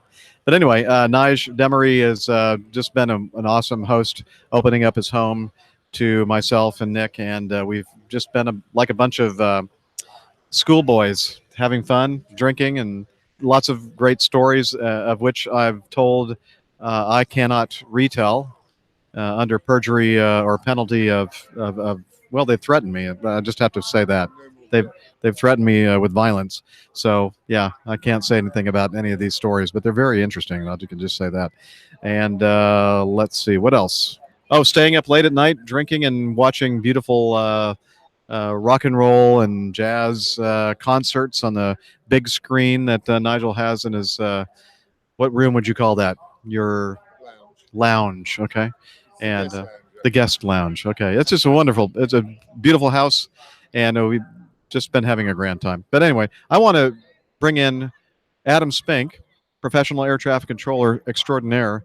I mean, he is basically the one that knows everything that you could possibly know about air traffic control, especially in the UK. So without further ado, Adam. Thank you, Jeff. And yeah, it's great to see you here. And lovely to meet Nigel as well. And quite fortuitous that I had quite a long break for my stint in the tower here at Fairford to come and meet you guys, have a bit of lunch. Well, I think might have been breakfast for you guys. Yep. But yeah, and as you say, the weather's great. Load of aircraft here for the RAF 100 celebrations. So yeah, should be a good rest of the day. And I might pop down to Farnborough next weekend and see you all there. Your lovely wife is controlling at Farnborough while the show's on? Yes, that's right. It was. She started this morning, I think, on her 6-day working cycle. So she's working for the next 6 days. But she has the weekend of the public show days off, so she might come along as well, maybe on Saturday. Yeah, that'd be good. Anyway, it'd be great to see her. Now, Nigel has been looking after us so well. He and I go back a very long way. And Jeff's quite right, although I suspect that once Jeff's got his feet back firmly on the soil in the United States, he might be immune to any court injunctions we bring out against him in the UK. So I guess he might be retelling a few stories there. But Nige, have you got anything you want to just say to the listeners? Hi, APG community. I've been in charge of the welfare and personal needs of Captain Jiff and his co-pilot, Captain Slick. And I'd just like you to know that they're in good hands, and they've both got smiles on their faces most of the time. And for those of you who've contributed to the Coffee Bar Fund, just like you to know that I'm looking after the kitty and making sure your money is not frivolously spent. It's been a great day, and your crew are in good shape at the moment. Brilliant. Right. We're going to say a big goodbye. So thanks, everyone. We'll go back to us in the show and hear from us from Farnborough, hopefully in a while. Absolutely. Bye-bye. It was great to hear from Nigel again. And thank you, Nigel, if you're listening. Wow. Thank you very much for your great hospitality and taking care of that kitty. Yeah, I think we should be calling this the Jiff and Slick show as well. Yes. So what happened there is the reason why he keeps using different names for me is I made the mistake of calling him Nev when I was introducing him on That's the true. last show, and That's true. he's never going to forget that. No, ever. He'll never let it go. Nigel's like that. I mean, that'll be with you for the rest of his life. Yeah, but most of the names he called me, I liked actually. So joke's on you. All right. So yeah, we had a grand time over at Riyadh. Lots of fast jets. Sound of it was brilliant, and just a wonderful time. Nigel's a great host. So yeah, that's been our story really. Just having fun, drinking beer, not getting a lot of sleep, and enjoying ourselves enormously. Yes. So let me get back to our notes here. Before we left Nigel's place, he had arranged for us a tour if you prefer, of the Hook Norton Brewery. We did that on Monday, and that I don't think we recorded anything from that, but we tried. I had a technical problem. Yeah, there was some tech difficulties, but we really enjoyed the tour of the. It's a very old brewery. I've forgotten exactly what 1849 I think was when it was established. Oh, Nigel's in the chat room. He'll remind us, but yeah, pretty ancient. Yes, and they do everything. They basically do everything the way they did it from the very beginning. I was kind of surprised actually because there are a lot of technological. There are a couple of technological improvements, like the way they cool the hot boiling wort to yeast pitching temperature. They used to do it in this very large. In fact, when we went into that room with that copper lined, wasn't that beautiful? Shallow trough. I'm thinking this looks like what you'd see in Belgium, or for the naturally fermented and naturally like unpasteurized. Well, the sours and the saison and all the Belgian lambics and that kind of thing. They actually allow the wild yeasts to contact the cooled beer, and that's what, instead of injecting or throwing in a certain yeast a culture, they just allow the natural wild yeasts ferment the beer, make contact with the beer and ferment it. So that's what I thought that was. And he said, no, this is what we used to use for cooling the beer. And I'm thinking, wow, that would have taken forever to cool the beer to a temperature where you could put the yeast on it, because it can't be too warm, because otherwise it will kill the yeast. And so it's a very critical thing. And beer brew. I used to brew. I used to brew beer, and the critical thing is you got to get that hot boiling wort to a very much lower temperature very rapidly. The faster you can do it, the better the beer is going to be. And now they use a stainless steel plate cooler with a heat exchange radiator thing. It's a fabulous room. You can imagine this vast copper tray about I don't know, a couple of feet deep, but it must have been 30 or 40 feet across. Big rectangle in this beautiful room, which was just full of louvered walls. So they were like big shutters. They could move and let the air flow through. And apparently it was a very efficient cooling system. I guess, especially probably most of the year when it's much, much cooler, not here in the summertime. Yeah. In the autumn and winter, it would have been very simple, I guess. And Nigel said 1849. Yeah. Was the answer to your question. I was right. Well, Jeff was right. 1849. Good job. Well, I was listening to the tour guide. Yeah. I remember those things. But it was great because they used the really old stuff. They even had the old steam engine that they used to power the lifts, to move the grain around and stuff. They didn't fire that up, but they still use the same belt system. They all the same cogs. They even have wooden cogs, for heaven's sake, to move some of this machinery around. Oh, this was just a fabulous visit. One of the first things they showed us was the horse barn. What'd you call it? A stable. Yeah, a stable where they have draft horses. We have an English word for that. That's quite like horse barn. I'm not a horse guy. I'm sorry. Same word in but you know the horse hanger. You know the Budweiser, the big giant Budweiser Clydesdale horses. Yeah, the drays. They have their own drays. I think 4 of them. Yeah, in the stables. One of only 3 companies that still actually delivers beer using their drays. Now, a lot of companies have just some horses for show, but they actually still put them out with the flatbed, horse-drawn carriage. carriage. It's not really a carriage, No, is it? What is it? Cart. Cart. Yeah. And go out and deliver beer with it. So I think that's brilliant. Yeah, that was really, really nice. That was a lot of fun. So thank you, Nigel, for arranging that. And and they actually let us drink some beer at the very end of Lots. I that. mean, Yeah, a lot. He kept. He won the prize, though. I think you managed to drink all of along them. the entire width of all the taps to try one of everything. So that was brilliant. Yeah, that was a lot of fun. Yes, I'll have Silly one of buddy, each. Thanks. It's exactly what it was. Yeah, very Hey, good. speaking of beer, really quick, just before I forget to mention it, just want to give a little shout out to Ghostface Brewing, which is a brewery in the Charlotte area in Mooresville, North Carolina. They have brewed a beer. It's called Dr. Steph's Pain Reliever. I think Lake Norman Mark has a little to do with that as well. What? That's brilliant. Wow. And it is on tap now. So I'm hoping that there's some left for me when I get back next week. Oh, wow. That's fantastic. Mind you, do you remember this brewery said that you can pay for a day with their microbrewery side of things. And you can come along with your own recipe, and they'll have a master brewer there to help you. And you can chuck it all in and brew it up in a day.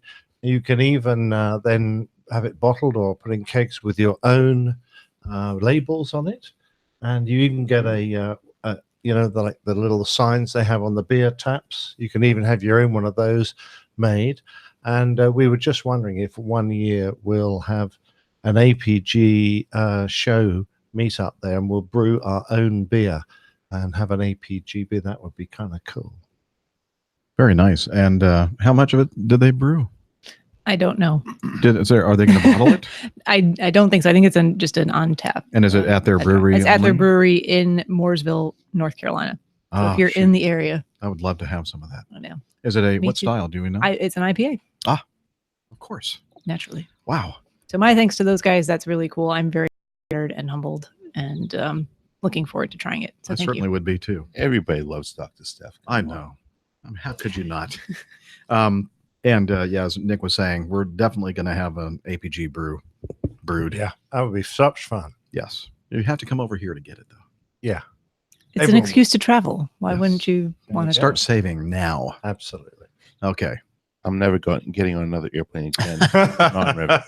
Never. It does leave a kind of a bad taste in your mouth, doesn't it? I just, every time I go to try go anywhere, forget about it. Okay, well, we'll be thinking about you, Dana, when we're over here. Let's see. So as I mentioned, the next day, Tuesday, Dr. Nick, Doctor of Aviation. He's on The Simpsons. He is. Yes. And I drove Hey, from everybody. drove from Tad Martin to Liss. Okay, gather yourselves, please. Done. Yeah. And then it was kind of a nice lazy day. I was still trying to figure out how I was going to, or find time to edit episode 332, which we recorded on Saturday of last week. And Wednesday was the perfect day for that. It was kind of a lazy day. Sunday.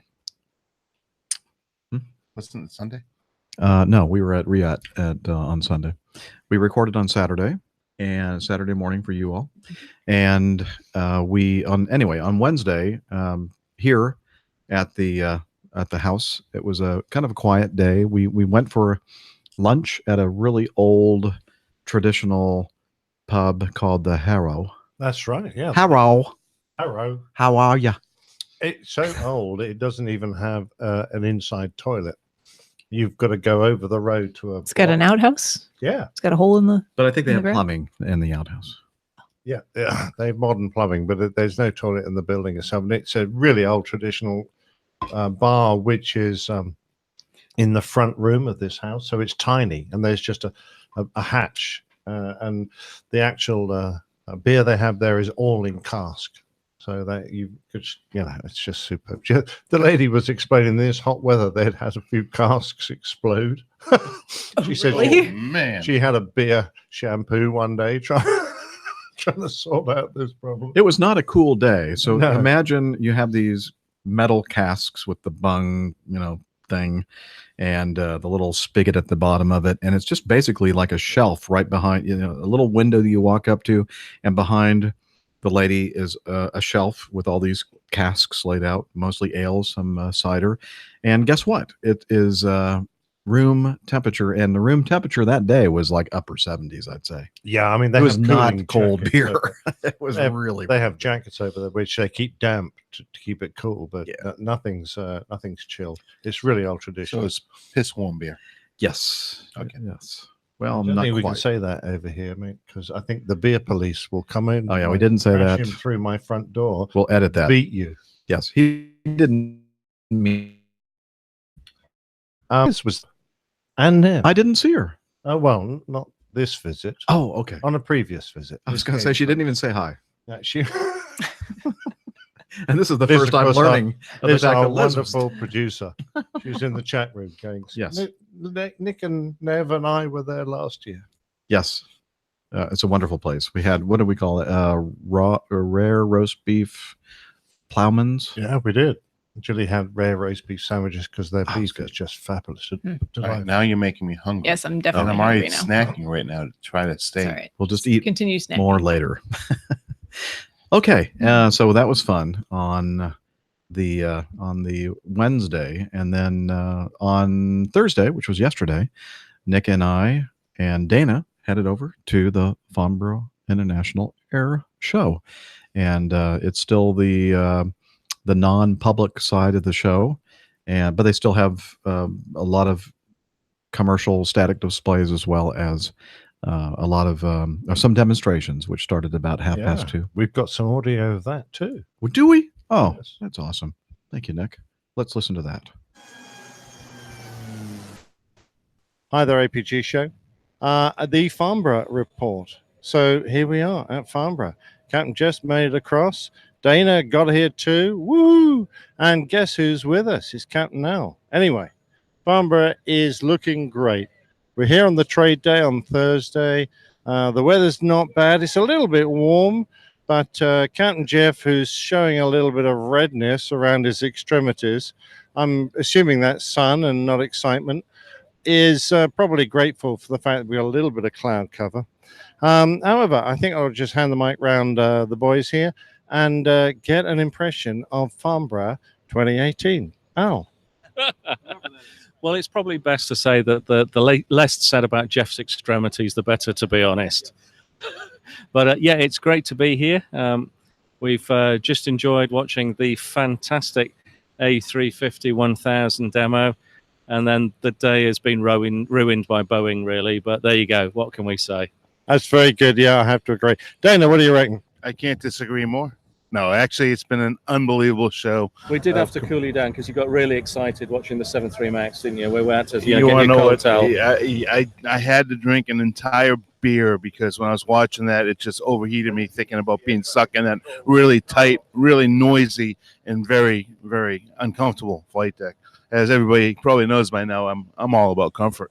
So, but yeah, watching the bin liner, as Nick likes to call it, it was quite an impressive display, as well as the 350 1000. Very nice aircraft to watch in the sky. Very, very majestic looking, the way it was flying around. We just watched a couple other aircraft. We're like, oh hum. So the day is really nice, and I'm going to hand the microphone over to Captain Jeff. And great talking to everybody. See you soon. Thank you, Captain Dana. It's good that you made it with us, arriving in yesterday morning, or yesterday midday, I guess. And glad that you're here and kind of adapted to the local time zone.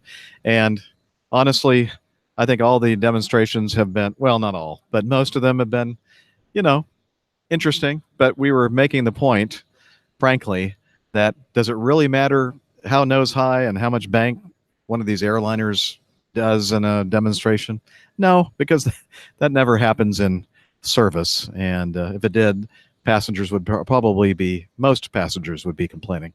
So it's more about fuel efficiency and cost for seat mile and all that kind of stuff. So it's always fun, though, here to watch these big jets do their maneuvering.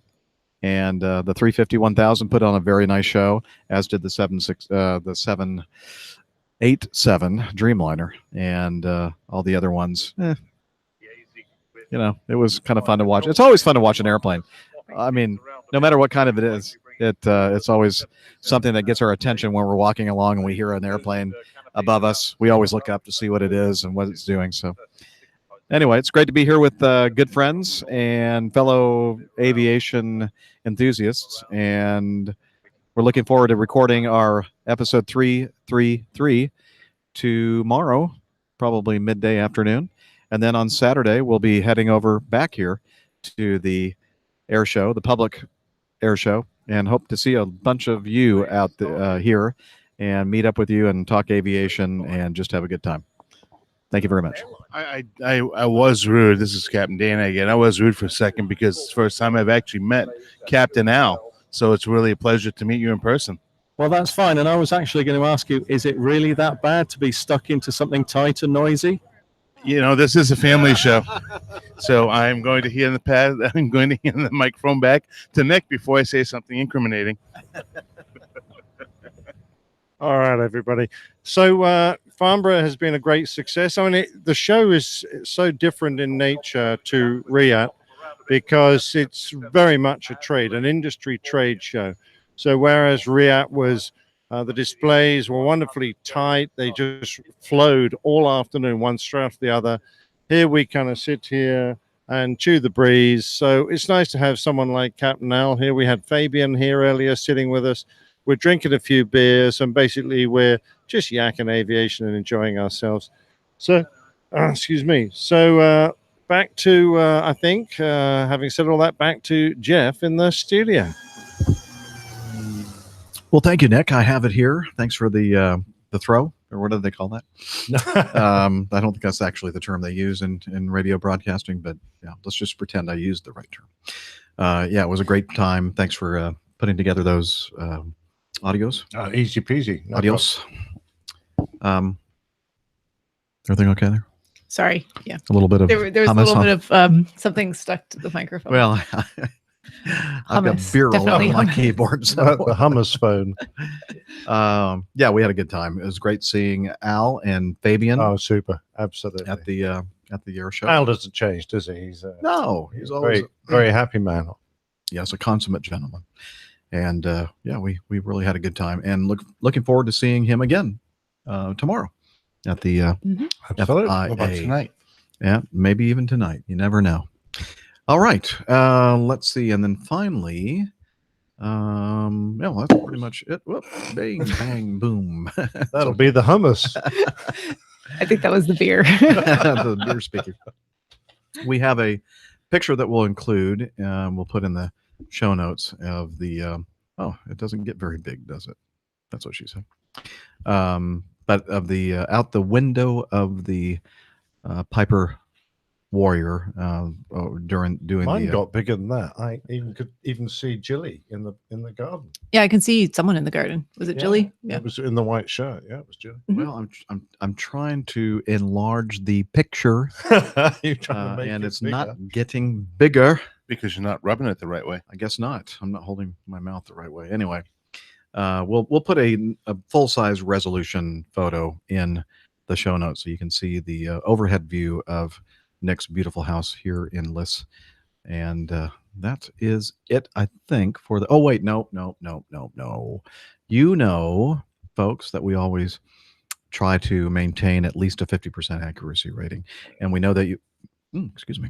We know that you out there, our dear listeners, always are listening keenly to make sure that we are saying the right thing, and actually listening to others, sending us feedback to make sure that we are at least at 50% accuracy. Looks like Chris Quaintance had to send us something to keep us on track. He says, "Hey, Captain Jeff and APG crew. Just wanted to drop a quick note in reference to episode 331. I was listening to Nick from Wichita, who was discussing operations at uncontrolled airports and the Bonanza crash in 2016. He mentioned in his recording that after takeoff, you're considered to be on the upwind leg of the traffic pattern. This is a common misconception. That is actually the departure leg, as per AC 90-66B/ AIM 4-3-3 and Chapter 7 of the Airplane Flying Handbook and Chapter 14 of the Pilot Handbook of Aeronautical Knowledge. I was going to say Oh, the same my. thing. I mean, right, rolls Come right on. off the. Yeah, everybody knows that. Yeah, But exactly right. anyway, it can be confusing while at an uncontrolled field, and someone states that they're on the upwind leg when they're actually on the departure leg.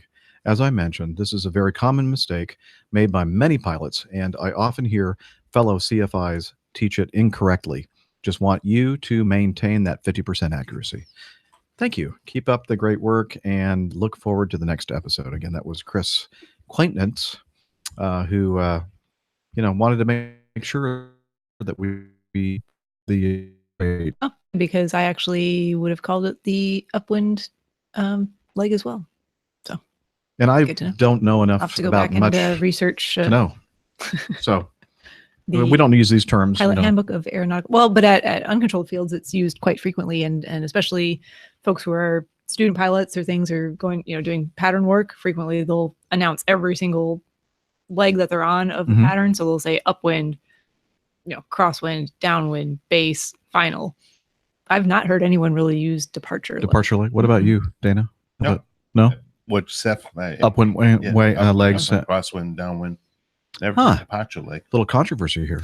I know. I'm going to have to look it up. Controversy. I'm taking down the AC. So it's a AC 90. That must be it's an, the advisory, ATC probably reg. Wouldn't it be 90? or it's an advisory circular. Oh, it could be. Yeah. So 90. let me get this right. This is a 50-50 yes or no. Did we get it right or not? So it doesn't matter which way we get it. We'll be still at 50%. Correct. Good. Yeah, but actually, we didn't say it. Somebody else did. So Oh yeah, we take can no hardly be responsibility. held Yeah, we- responsible for Well, that. but I mean, in Pilot's reality, Handbook of Aeronautical Knowledge. I have it right here, chapter 14. okay. by Well, announcing that you're taking off, that you're taking the runway, I guess you could technically say that you departure leg.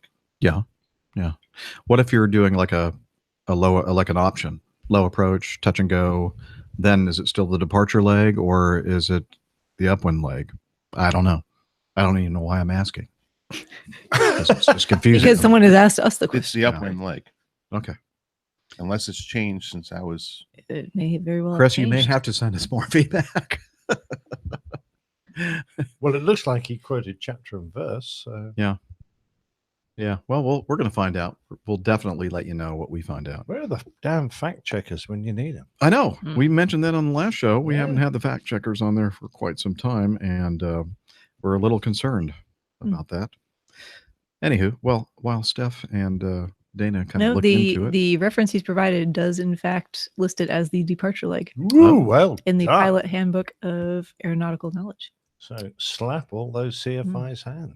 Wow. Well, sometimes things kind of take on its own level of authority because everybody refers to it as the same thing, so everybody assumes that that's correct. But maybe this is one of those things where everybody calls it that, and nobody really knew except for Chris that it is not called the upwind leg. It's called the departure leg. So, Well, forever when I was teaching, it was always the upwind leg. So Yeah. that had to. Well, obviously, there's a change between the time I was teaching and probably even went through CFI renewal.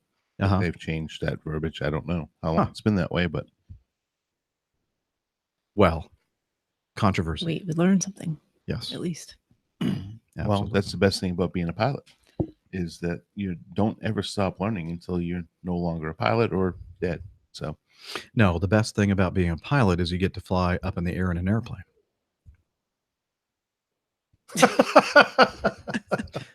if you're me, More controversies. No. Controversy. I don't get to fly very much. Oh, that's true. Well, let's move on to almost the best part of the show.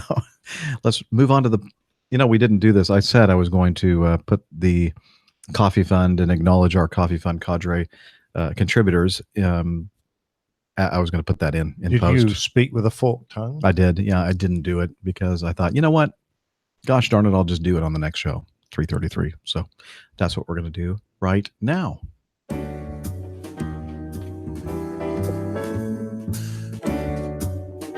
Johnny, how much more coffee? No thanks. I love coffee. I love tea. I love the APG community. Coffee and tea and the Java and me. A cup, a cup, a cup, a cup, a cup. Yes, The Java Jive, that's what we sing, or I sing, and Jeff Smith sings when we're doing. And Nick conducts, apparently. And Nick was conducting. You didn't see that. You didn't, but you probably felt it. Like somebody must be conducting this because Jeff is like right on it. And he was using obscene gestures as well. You know what I'm thinking, though? The fact that he wasn't hearing what I'm hearing, and we don't have the speaker on, and he was still conducting in time. That's talent. That is talent. Yeah. Well, I better get on because we're going to run out of Java Jive here. Since the last episode, we have some Coffee Fund Classic contributors. Bill Metzger, Mazuz, Karim, Richard Adams. Saw Richard at Riyadh. And... or maybe that was Farnborough. Anyway, I saw Richard recently. Frank Hammond, Chris Randall, and they use the PayPal method, the Coffee Fund. Patreon? Yeah. Classic? Yes, Coffee Fund Classic method. Thank you. I think I've had too much to drink already. Anyway, another way to do it is to become a patron via patreon.com. We have some new producers, Mert, Gumas, and EF. And if you want to join the Coffee Fund, join these fine folks, head over to airlinepilotguy.com/coffee. You can learn about how you can become financial supporters of the show as well. Hey, keep it down in there, will you? All right. Let's get on with the best. Well, no, it's still not the best part of the show. It's the news. Stand by for news.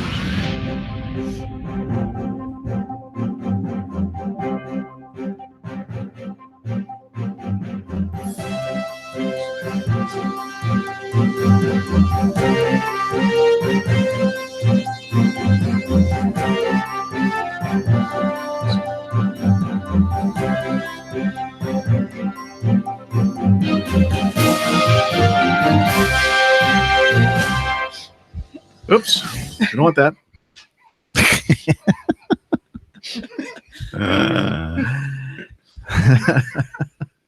Okay. Nobody knows any different. Nope. Let's start with the first item in our news folder. French Air Force get their colors wrong in Bastille Day mix-up. Gallic Pride took an embarrassing knock ahead of France's World Cup final match when the annual Bastille Day military parade went awry in the air and on the ground, and in full view of President Emmanuel Macron. The July 14th parade is France's chance to display its military muscle as soldiers troop down the Champs-Élysées. Champs-Élysées. Ah, dang it. Very nice. Yeah, I tried. Under the gaze of the president and French fighter and reconnaissance jets thunder passed overhead. But reconnaissance jets? Yes, reconnaissance. What, they taking photographs, spying? I didn't think they were reconnaissance jets. Oops, somebody slipped up there. Maybe they are taking photos. Sir, you're not supposed to tell the crowd this. Okay, but only minutes into the parade down the world's most beautiful avenue, a glaring glitch occurred as two gendarmes involved in a complex motorbike ballet with horsemen from the Republic Guard crashed into each other within yards of Mr. Macron. The president kept a straight face, even clapping, as the two red-faced gendarmes struggled to lift their heavy bikes. Please said, okay. Visibly irked, military band conductor, no, up the tempo and the parade continued. But presidential eyebrows were raised once more during the flypast of Alpha jets from the Patrouille de France. Yeah, you're on your own there. Patrouille de France, the Gaelic or is it Gallic or Gaelic? Gallic. Equivalent of Britain's Red Arrows. In one of the most keenly awaited moments of the display, 3 sets of 3 jets were due to trail the colors that make up the French tricolor flag, red, white, and blue. However, due to a mix-up in charging the canisters, one of the jets had been fitted with the wrong color, red instead of blue, meaning the jets flew over with a lopsided flag of white, red, blue, and then red again. The Bastille Day parade came as French pride, and its football team has reached stratospheric levels as they are due to face Croatia in the final in Russia on Sunday afternoon. By the way, they did face Croatia on that Sunday afternoon, and they won. Mhm. They're World Cup champions. And anyway, yeah, that was probably somebody's going to get in a wee bit of, not yes, but little bit of trouble for that mess up. Wouldn't you Yeah, think? it didn't look very good. Yeah. No. I mean, the flying was good. Just the colors were definitely wrong. Yeah. I noticed that the red arrows were able to change the colors of. Oh. I'm just wondering if it might have been a pilot error. Pilot error. That could have been. No. Pilots don't make errors. No. Come on now. What's wrong with you, Nick? Could not have been a pilot error. Silly of me. Oh, no. All right, moving on to item B. Jacob sent us some feedback regarding an article and a news story regarding a United States tourist tries to bring a World War II grenade on board her plane. He says, hi guys, hope you're doing fine, and Farnborough was great fun, which I'm sure it was. Yes, it is, was, and will be. A couple of days ago, the story took place in Austria's Vienna International Airport. The woman even gave the bomb a good clean in her hotel room to not make her suitcase dirty. And so the article goes on. It is from Reuters. Vienna International Airport was reportedly shut down after a 60-year-old woman revealed at customs control a hand bomb she discovered while hiking in the woods. Vienna International Airport is on high alert after a 60-year-old. Oh, I just said that. But it's stated again, just changed a few words here. I don't know why these people do this. After her Austrian holiday pulled a World War II grenade out of her bag at border control. She had asked the customs officers if she could take the souvenir, which she came across while hiking with her. An alarm was subsequently set off, blocking the entire baggage hall and also the adjoining terminal, while specialists removed the grenade, once used by Nazi Wehrmacht soldiers against tanks off the premises. According to the elderly tourist, she discovered the grenade in a forest several days before her departure, put it in her backpack, and took it to her hotel, where she washed it in her sink.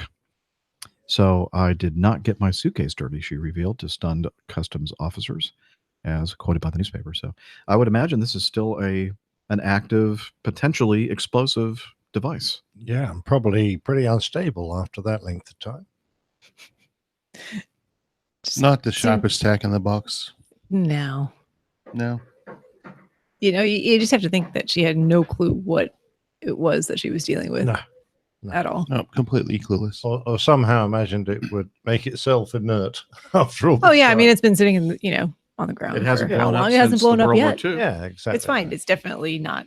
Of course, it hasn't been handled by somebody and washed in a sink either. Exactly. Well, that in itself probably killed it. The water. Could be. I don't know. I don't know how those things work. Kills computers, so Well, beer kills computers. yeah, that too. Water She should have saves washed it with beer. Yeah, That's true. that is our public service announcement. If you find a bomb, make sure you wash it with beer. It'll be fine. And just don't mention it when you go through security at Austria's Vienna International Airport. Rolf writes in, he says, Dear APG, I always enjoy listening to your show. Your soothing voices and attitudes are always good. Here's a nice little news flash in Dutch, but just watch the clip. So he gave us a link to an article in a Dutch news source, and we're going to play a little bit. Oh, I guess we should set it up. We talked about on the last episode the crash of a Convair 340 Martinair. I guess it was heading to a museum in the Netherlands, and while they were doing some kind of a test flight in South Africa with I think just 4 people on board, pilot, co-pilot, engineer, and one other person on the airplane, and then I think there were some people on the ground that were injured as well. They had some trouble with the left engine, and we were kind of speculating what had happened here, and this gives us a little bit more information about what happened, or at least what they experienced in the back of the airplane. Somebody was using probably their telephone. They're doing a video here, and we can hear a little bit of the incident. If I can find it, here we go. It's getting worse, huh? You better hit it for the runway. Huh? You better hit it for the runway quicker than it's trying to. Because it's getting bad. Getting worse? This is getting very bad.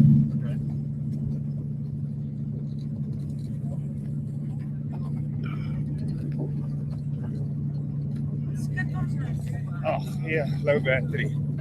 Can you...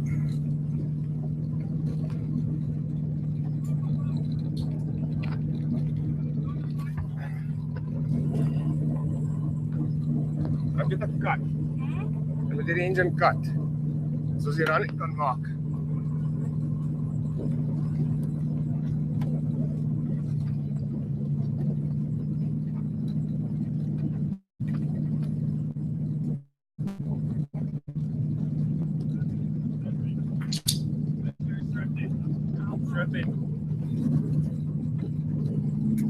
Yes, dit is gaan bad wees.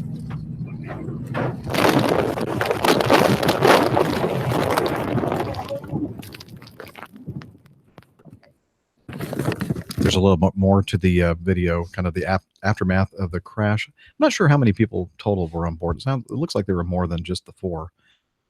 It sounded like kind of a crowd of people on board in the back. And looking out the window, you'll have to look at the video. You can see what they were seeing, and you can see that they're getting closer and closer to the ground. And I think that at some point they realize, oh, not only is this engine experiencing some kind of troubles, but oh, we're getting close to the ground. Everybody strap in and basically brace. And I'm just wondering, just listening to the sounds of the engines inside the airplane, it didn't really even sound like the engine noise was that high. Like what I would expect to hear, maybe the operating engine would have been a louder sound. Like it just sounded like they were at normal power to me. I don't know. I've not flown in one of these airplanes, so I have. Well, the insulation on that type of old aircraft wouldn't be significant enough to mute that. Even the more modern turboprops, like what I flew, you can hear the engines quite distinctly. So, yeah, I saw the same thing you saw, Jeff, on the video. And it looks like that left engine was indeed feathered. We mentioned last time, I think, that we were considering whether it's a counter-rotating prop. I also started thinking about the fact that it is 1940/50 technology, so more than likely the answer to that question would be no.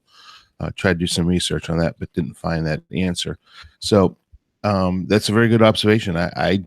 It was quite apparent that there was not a whole lot of background noise, which would be, if that right engine was at full operating power, you probably wouldn't be able to hear them talk at all. I wouldn't think so. But again, I can't really say with certainty because I've never actually been on one of those airplanes, so I don't know exactly what it would sound like. But I don't. Yeah, if the airplane engine the left engine was feathered, even if it was completely shut down, it looks like it was still partially running, maybe producing a little bit of threat. Well, I guess it was feathered; it wouldn't be. But I'm sure that if the airplane wasn't that heavy, didn't have a big fuel load, it's hard for me to understand how the airplane crashed. I don't know. Well, and the big thing with that is that if you watch a video and how fast, how much little time the video shows the aircraft coming from a decent altitude down to the ground, it's not very much time. It almost seems like it was the glide ratio of the airplane that they were at their best glide. So I don't know. I mean, it was pretty rapid. Yeah, it came out of the sky. So I wouldn't be surprised if that right engine was either having problems or maybe both engines were having maybe and that would lead me to think of one common cause would be fuel contamination. Could be. Yeah. Well, maybe. Yeah, I'm just looking at the flames that were coming out the back of the engines. Yeah. Or at least some kind of an issue that would have affected both engines. Yeah. Although, and clearly the left engine was the one that was experiencing the major problem, but perhaps the right engine wasn't producing normal or full power. Yeah. So more to be seen on this one, I think. Yep, absolutely. But thanks to Was it Rolf? Yes, Rolf. Rolf for sending in that link, which we'll include in the show notes. Moving on, the next item. I guess there was a collision in Florida that just occurred recently. I don't remember hearing about this, so thanks, Liz, for putting it in the news. And apparently it was a Piper PA-34, which I believe is a Seneca. Is that right, Dan? Seneca is correct. And a Cessna 172 crashed in a remote region accessible only by airboat or helicopter. Wow. Reported to 911 after around 1 p.m. A large debris field was found near mile marker 23 on the 8th Street at 227th Avenue, about 9 miles west of Miami Executive Airport. Preliminary information was that those who died, I guess everyone died on board both airplanes, is that right? Confirmed dead. Jorge Sanchez, 22, Ralph Knight, 72, and Nisha Sejwal, 19. So a couple of young people and an older person passed away in this mid-air collision. The story goes on to say, which leads us to believe that you had a pilot and a trainer, or a trainer and a student, and in another plane, a trainer and a student. Oh, I guess there were more than 3 people. Authorities have not said who owned the planes. And the 35, let's see, I'm just kind of skimming this article here. Apparently, one of the airplanes was part of a flight school. I said it had taught 7,000 students from around the world, and they did not return messages to the newspaper. And anyway, they go into a little bit of detail about some of the people that were involved in the accident. Anything else that you guys can add to the story other than there was a mid-air collision? Well, it's and this is just me talking as a flight instructor. It's everybody when you're flying VFR, and that's I don't see any indication of anything else here. That you are to do proper turns and scan the area before doing any maneuvers.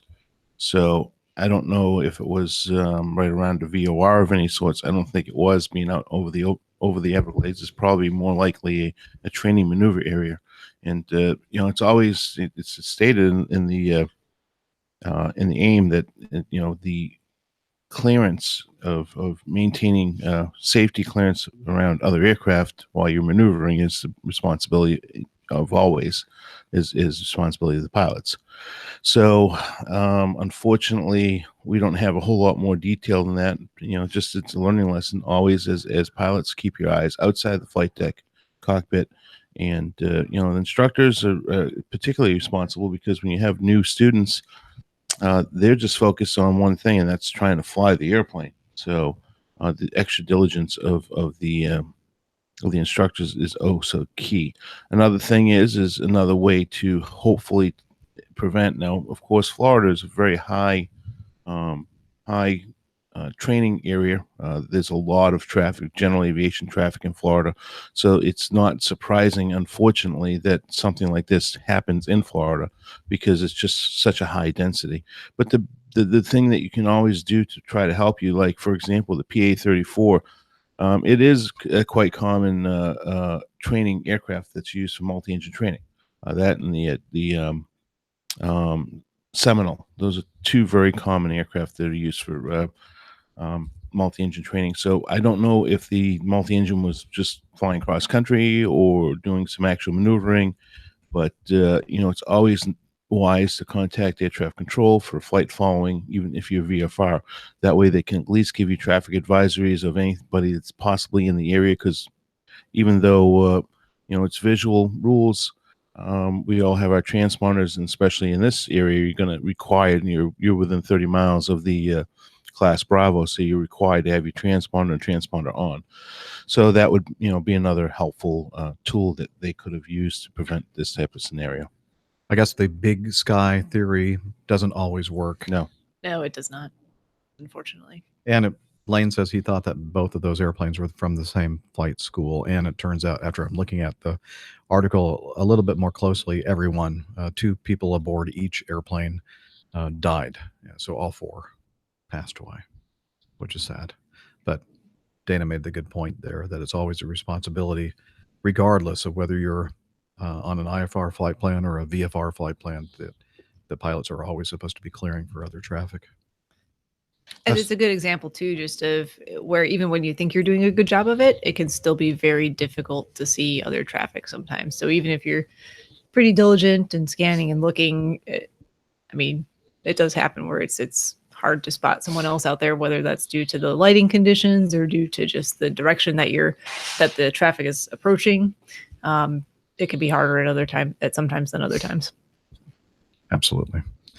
Yeah, and big thing is that a lot of people become complacent, and that's the biggest threat to our aviation community is complacency. So, even as flight instructors get up there, they do the same thing over and over with multiple students during the day, and instead of doing a proper clearing turn, which is doing a full 90-degree turn in each direction, then doing the maneuver to make sure that you've cleared the area, they may just dip the wing and listen, I'm guilty of it too.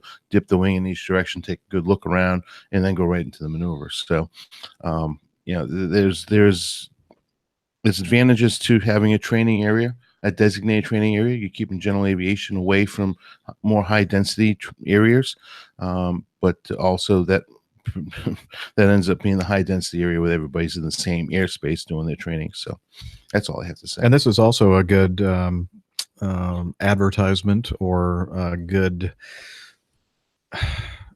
something that's happening requiring the ADSB out and ADSB good justification for that. Yeah, I mean, it's just extra situational awareness. So I mean, correct me if I'm wrong. If you have whatever the requirement by 2020, if both of these airplanes had that, there would probably be some kind of an oral alert, right? Yeah, That you there's would traffic get you can nearby. get an auditory alert Yeah. if you have it set up that way. Definitely. Yeah, I mean, isn't it fair to say that ADSB is a poor man's TCAS?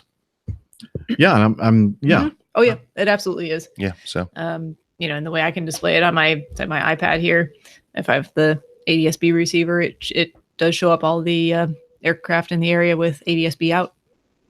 Yeah, but not every aircraft has it right now. and not only that is a point of contention with me, is that we have such great technology now in the flight in cockpits, i.e. general aviation. You have your iPad, you have flight aware and all these other great programs that take your attention away from keeping your eyes outside of the flight deck.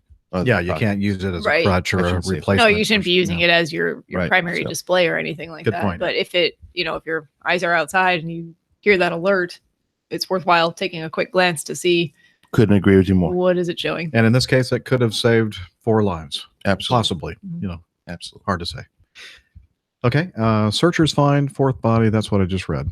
So just forget that I just said that. We talked about this on the last episode, that airplane that crashed in Alaska, and it was on what was the name of the island? Prince something Island. Anyway, doesn't matter. Everybody survived, including the pilot, and this is an update. A report released Wednesday by the National Transportation Safety Board tells of the harrowing moments before a sightseeing plane crashed in Alaska last week. Passengers apparently saw the looming danger before the pilot. All 11 people on board this plane that crashed into the side of a mountain were rescued in a daring operation. Investigators now say moments before the July 10th crash, one passenger texted another to ask the pilot to land. A passenger sitting next to the pilot told the NTSB he was uncomfortable with the worsening weather conditions shortly before he saw what the pilot missed, a large mountain loom directly in front of the airplane. As visibility went to zero, 72-year-old pilot Mike Hudgens told NTSB investigators he tried to turn around, but he became disoriented, thinking he saw a body of water. According to the NTSB's preliminary report, the plane was equipped with floats and thus could have landed. Instead, the plane crashed. The president of Taquan Air, the company that operated the flight seeing tour, issued a statement in response to the NTSB report, saying the company continues to cooperate with the investigation. And let's see, what else did he say? Taquan or Takan Air, I'm not sure how you pronounce that, received the NTSB preliminary report earlier today. We continue to cooperate with the investigation to better understand how the incident occurred and to ensure an accident like this doesn't happen again. Obviously, the appropriate thing to say for the CEO of the company. Our commitment to safety is unparalleled and reflected in our dedication to continual pilot training, protocols that exceed FAA standards, and our track record of employing experienced, well-trained pilots. We remain grateful for the lack of fatalities and want to reiterate our gratitude to the first responders and professionals with the Coast Guard, state troopers, Ketchikan Volunteer Rescue Squad, Guardian Flight, Temsco helicopters, among dozens of others in the community. And he added that the preliminary report reiterates the need for the FAA to implement ways to provide effective terrain awareness and warning system mitigating individual flight rules. This issue is important to us, and we are dedicated to working with the FAA and other operators to address it. And one of the passengers said, I was on the left side of the aircraft and back where I couldn't see anything out my side. Rescue swimmer Tony Pugila said it was just clouds. So yeah, the visibility was horrible. Reports say that the pilot tried to avoid the mountain but reacted too late. And he's been removed from flight status, the pilot. He is not eligible to fly for the company at this time. This follows our company protocols, and there's no existing timeline for reinstating his status. That's not a good statement. No. In other words, I don't think he's going to be retiring. And if I were him, I'd probably think, it's time to retire. Yeah. What is he, 72 years old? 72. Yeah. So anyway, anything to add to that story? Well, obviously, I mean, if he was trying to avoid the mountain, it looks like that his avoidance maneuver actually probably saved every one of their lives, because he probably pulled up and probably got the aircraft very close to stall speed and banked it probably too. Banked it, or down onto the angle of the mountain. Yeah, angle of the mountain. He pancaked it in. Yeah. So thank God for that. I don't know why I don't know who flies up in Alaska. I'm not familiar with flying in Alaska. Let me rephrase that. I don't know why they're not flying on using some type of GPS navigation, moving map navigation. I mean, that's in that sense. And we're going back to talking about and that technology exists to have terrain, warnings and absolutely. Like that, I mean, even in general aviation aircraft, They've got a great history of bush flying, though, doing everything on minimum instruments. So I don't think a terrain collision avoidance system would be necessary, because if you think about exactly to your point, that there are so few crashes up there based on that all right, once in how many years? Yeah, really. I mean, that's to me that's a waste of money with her iPad, and you can use that as a backup type of piece of equipment up there. Yep. So that's all I have to say on that, because I've never had anything to say. Well, I think the one sightseeing flight that I took in Alaska, they did have, I think it was a combination. I forget which one it was actually in the aircraft. There was one of the Garmin's or one of the other ones, but I think it did actually have terrain as a feature option. To TomTom. No.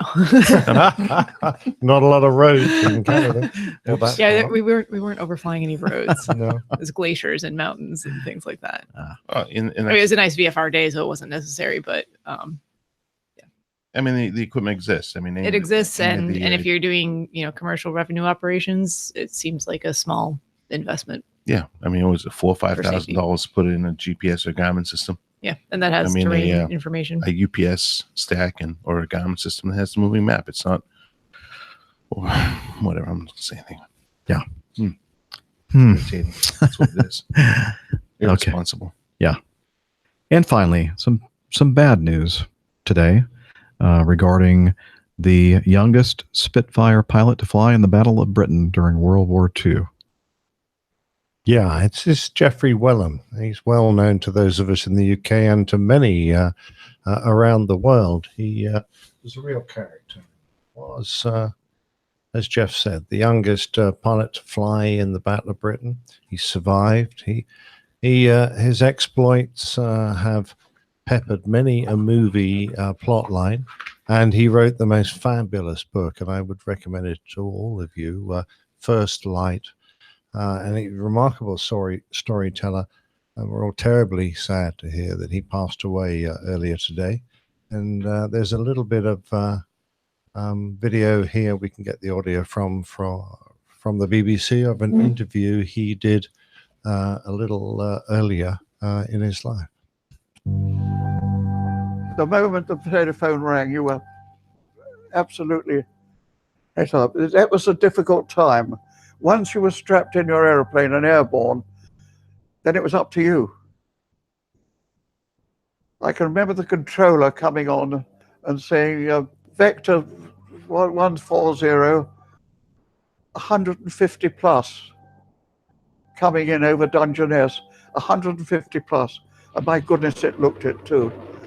And we went into it head on. And I was lucky enough to get a Heinkel that day.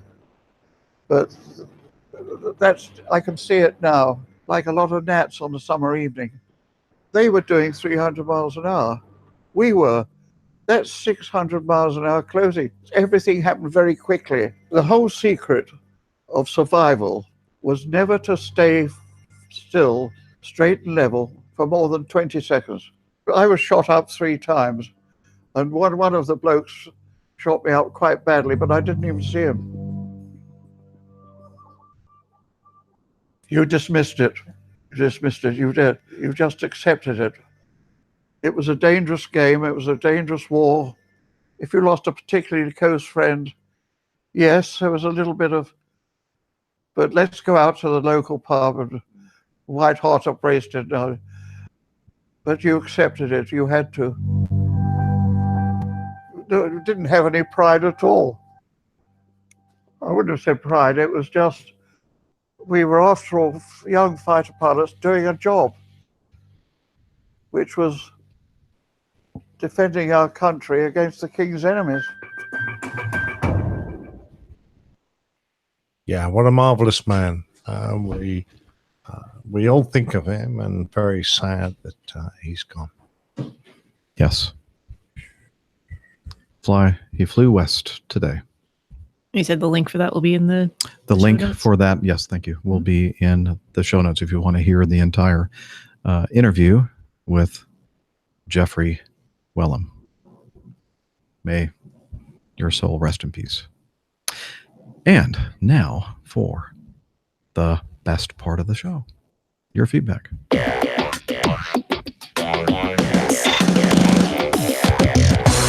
Captain, incoming message. Okay, let's start with the first item in the news bag, and it's going to be number 2, Texas Charlie. Howdy, guys and gal. As always, love the show and all you do for the APG community. Although I love airlines and airline travel, much has changed in my 59 years. Mike Rowe's attached piece attests to the darker side of the beautiful art that is flight. And then he sends us a Facebook link to a post by Mike Rowe. What's it? Dirty Jobs or something like that? Dirty Jobs was the show that he was first. Funny guy, isn't he? Most famous for. He does a couple other things now, and he has a podcast now called The Way I Heard It, which is actually really interesting. It's little 5-minute stories, and it starts off where you don't know who he's talking about or what he's talking about. It's kind of a little or lesser known backstory about someone who usually is fairly famous. It's pretty interesting. Oh, nice. I'll have to listen to that. And he does a lot of voiceovers on a lot of shows. A lot of the shows and commercials. Oh, I love the one where he's a washing machine. Have you seen that? I don't think so. He's a fridge or a what?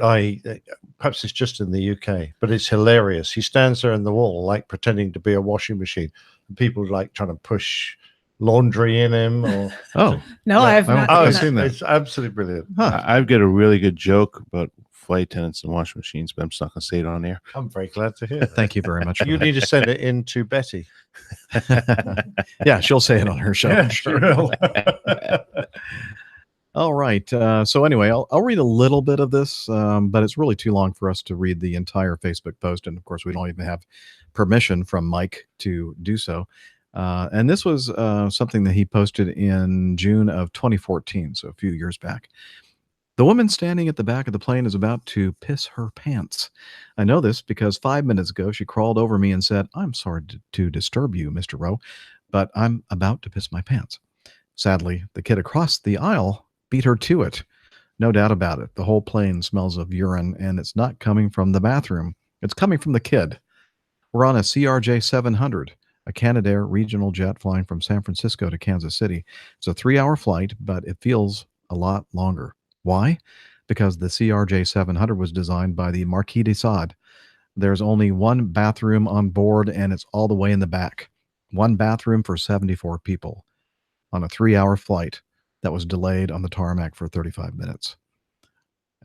Anyway, he goes on to kind of complain about the fact that the airplane, the lavatory is all the way in the back of the airplane. Now, in this 84 passengers, let's see, the airplane that Dana and I fly, about twice as many passengers. We have 3 restrooms, but really the first class lavatory is limited to the, how many do we have up there? 16 up front, and the rest of the airplane 16, Jeff. Yes, thank you. Something like that. I could do all the math. But he was mentally counting in his head. He's like, yeah, let's see, how many rows? And there's 2 4 rows of 4. There's 8 I rows. was wondering whether to include the flight attendants. 4 rows of 4, yeah. Anyway, let's move on, shall we? The rest of the passengers have to share 2 restrooms in the back. So it's really about the same ratio. So, and it's in the back of the 88. So I'm saying, I'm not sure that I quite understand where he's coming from here, but basically the CRJ 700 is luxurious in comparison to the 200. that was the other thing I was going to say. The 700 really, because when I was starting to read this, I'm thinking, well, I could see maybe complaining about the 200. But the 700 is actually quite a comfortable. It's a cavern. Yeah. I could actually lay straight across. Not that I would do this, but I could lay straight down across. We've had reports that you have, Dana. So, well, there are other things that people have reported that they've done back there, but I'm just not involved with that. Okay. Anyway, we'll put a link to this story in the show notes from Texas Charlie. But I mean, things aren't perfect in today's world of flying. Far from it. But I don't know. You be the judge. Read Mike Rowe's post from 2014. See if you can what's the word I'm looking for? Relate. That's it. Thank you. Wow. I need to get more sleep. Ben sends us this. Single pilot freighters. Sure works fine until something goes wrong. And then he sends us a link to an investigation from the atsb.gov.au. So the Australian Transportation Safety Board. That was a Metroliner with a single pilot conversion, which is permitted in Oz for freight operations. One can only surmise that if there had been 2 pilots on board, then maybe with one flying and one sorting out the problem, the accident wouldn't have happened? ? I would suggest that Nick reads this because he's from that part of the world. No, I'm not actually. I was born in Kent. But that's all right. You lived there. You lived in your father. You lived there, and your father lives there now. Yeah. But do you want to read it? No. Okay. I'll go on. The summary goes on 9th April 2008. Fairchild Industries Metro 3 aircraft departed Sydney Aircraft, New South Wales, on a freight charter flight to Brisbane, Queensland, with 1 pilot on board. The aircraft was subsequently observed on radar to be turning right, contrary to air traffic control instructions to turn left to an easterly heading. The pilot reported that he had a slight technical fault, and no other transmissions were heard from the pilot. Recorded radar data showed the aircraft turning right and then left, followed by a descent and a climb, a second right turn, and a second descent, before radar returns were lost when the aircraft was at an altitude of 3,740 feet above mean sea level and descending at over 10,000 feet per minute. Little excessive. Air traffic control initiated search actions, and search vessels later recovered a small amount of aircraft wreckage floating in the sea south of the last recorded radar position. The pilot was presumed to be fatally injured, and the aircraft was destroyed. Both of the aircraft's onboard flight recorders were subsequently recovered from the ocean floor. Let me try that again. Both of the aircraft's onboard flight recorders were subsequently recovered from the ocean floor. They contained data from a number of previous flights, but not for the accident flight. There was no evidence of a mid-air breakup of the aircraft. The investigation determined that it was highly likely that the pilot took off without alternating current electrical power supplied to the aircraft's primary flight instruments, including the pilot's artificial horizon and both flight recorders.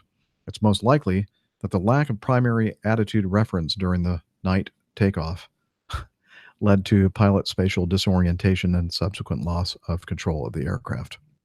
A significant safety issue was identified in respect to the aircraft operator's training and checking of its pilots.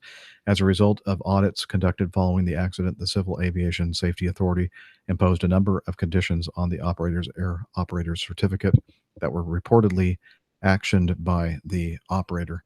Okay, so single pilot, you're flying a Metro 3 at night. How do you not notice that there is no electrical power to the primary flight instruments? Does this person not recognize flags in view? There would be flags all over the place, wouldn't there be? Yeah, should be, shouldn't there? I would think so. Should be a pretty dark cockpit at that point. Yeah. It's just fatigue Well, I or mean, that might have been part of the problem. If his cockpit's a bit dark, he perhaps didn't realize and, fixated on the instrument rather than looking around and picking up the peripheral things like flags. Or the fact that his lights on his panel weren't even working at all. Yeah, that sort of thing. Yeah. This doesn't make any sense to me. It would be so obvious to me with flags and maybe very, very dim lighting. Perhaps the standby or emergency lighting may have provided enough little bit of a light to make it look like the instruments were set properly. I don't know. Do you think it was a bit of press on itis? He decided to try and get the flight done and get it fixed at wherever he was headed to. if he was going home. Yeah. Yeah. Didn't realize how hard it would be flying at night without decent instrumentation. I don't know. Could be, and unfortunately, a lot of times these cargo night freight operators, they don't fly with the best equipment, and you end up taking unnecessary risks and add that to fatigue because it was probably very late at night, probably didn't catch anything and just started to you'd have to be really fatigued not to notice that, though. Yeah, well, maybe not a lot of experience. It really doesn't go into what we see here. Didn't give us a lot of information about how much experience this pilot had. No, it doesn't. That might have been a part of it. All right. Thank you, Ben, for kind of giving us a story that makes you pause and think about whether it's a smart thing for us to be operating complex airplanes, only single pilot.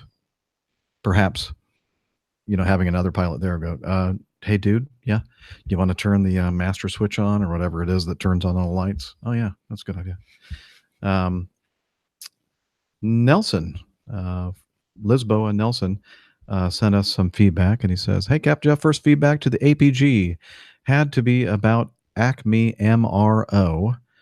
So MRO stands for maintenance, refurbishing something like that. Acronyms are dangerous. Yeah, they are. Why don't we look that up while I continue? But it has something to do with the activity of maintaining and refurbishing and it's my overhaul? Repairing, overhaul. That's it. Maintenance, repair, operation. Mr. O. It's not my red orifice. We don't want to really hear about your red orifice. Okay. All right. Must be thinking of a different MRS. Yeah, so. Maintenance, repair, order. Well, that is an MRO, but I think is the closest here. Maintenance, I'm trying to find repair, and what was the last thing? Overhaul. Overhaul. That's it. I think that's right. Anyway, his employer, that he calls Acme MRO. Did you know AGMA is only the 6th worldwide company in the aeronautical industry to reach the centenary?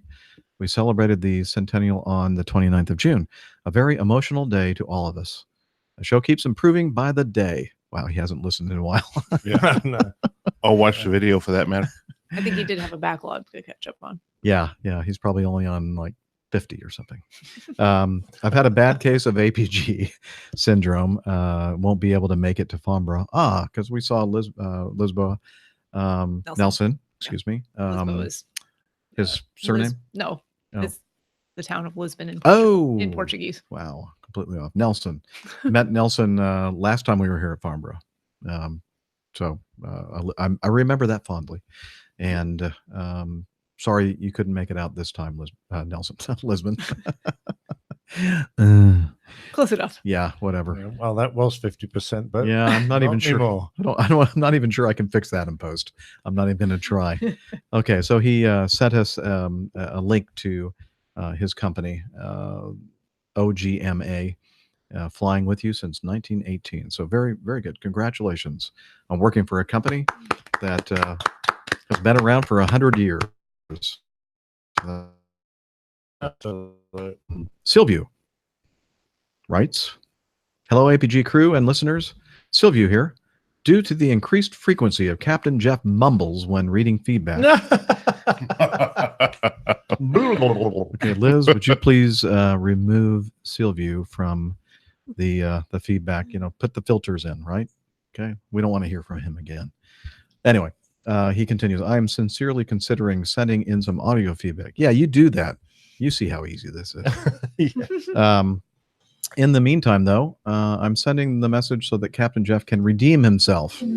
I have stumbled upon an interesting video about a very interesting unmanned aircraft developed by Area I, and I could see quite a lot of applications for such an aircraft. The fact that the parts are easily swapped with different designs has its benefits in being highly versatile.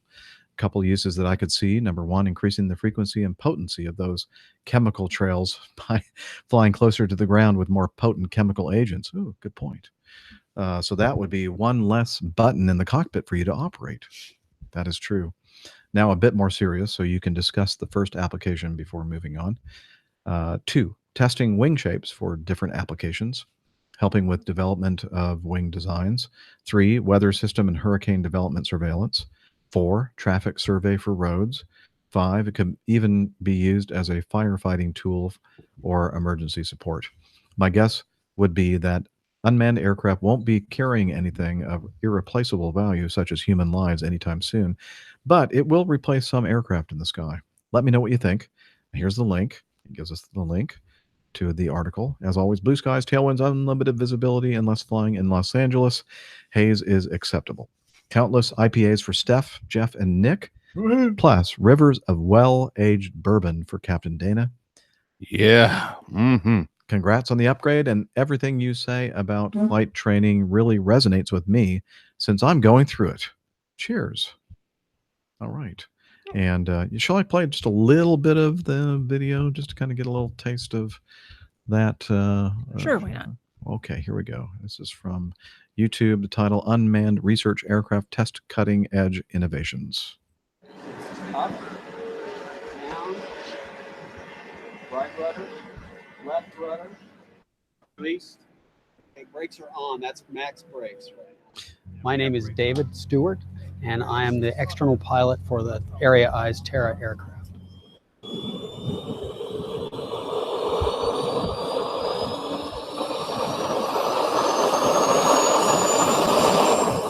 Testing this kind of an airplane and doing research with it is primarily what I've always done.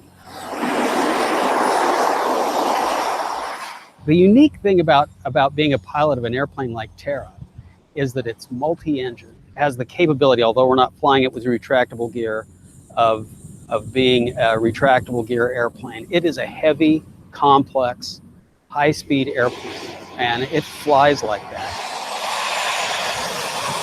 Because once they get above that 70, 80,000 RPM, they're about 50%, and they'll go together pretty closely. But down here, they're probably like, yeah. There's your little taster of the video. We're here to and the Area I. It looks like a little, a small scale version of like an Airbus narrow body or even a 737. Little twin engine. Tiny little jet engines on it. Yeah. They were cute. Looks like a lot of fun though. These Yeah, guys I'm are sure just it's fun playing to- around to it. pilot it. Oh yeah. Yeah. Serious research. Right. No, it is really. Thank you, Sylvie. And thank you so much for your confidence in my mumbling. I do appreciate that. Again, Liz, I'm not kidding. Nothing else from Sylvia. Okay. Just kidding. Now, let's continue. Liz, speaking of our producer, sent us a link to this article. Helicopter fuel leak put a 747-8F at risk of explosion. Failure to defuel a helicopter before it was shipped on board a Cargolux Boeing 747-8F resulted in a serious leak of more than 250 kilograms of fuel, presenting a substantial risk of explosion and badly contaminating the jet's interior. It was a Bell 412 EP helicopter destined to be shipped to Germany. It was being transported on the 747 from Houston to Luxembourg on 30 March last year with an intermediate stop in Glasgow, Prestwick. Or Prestwick? I don't know. Prestwick. Oh, just as it looks.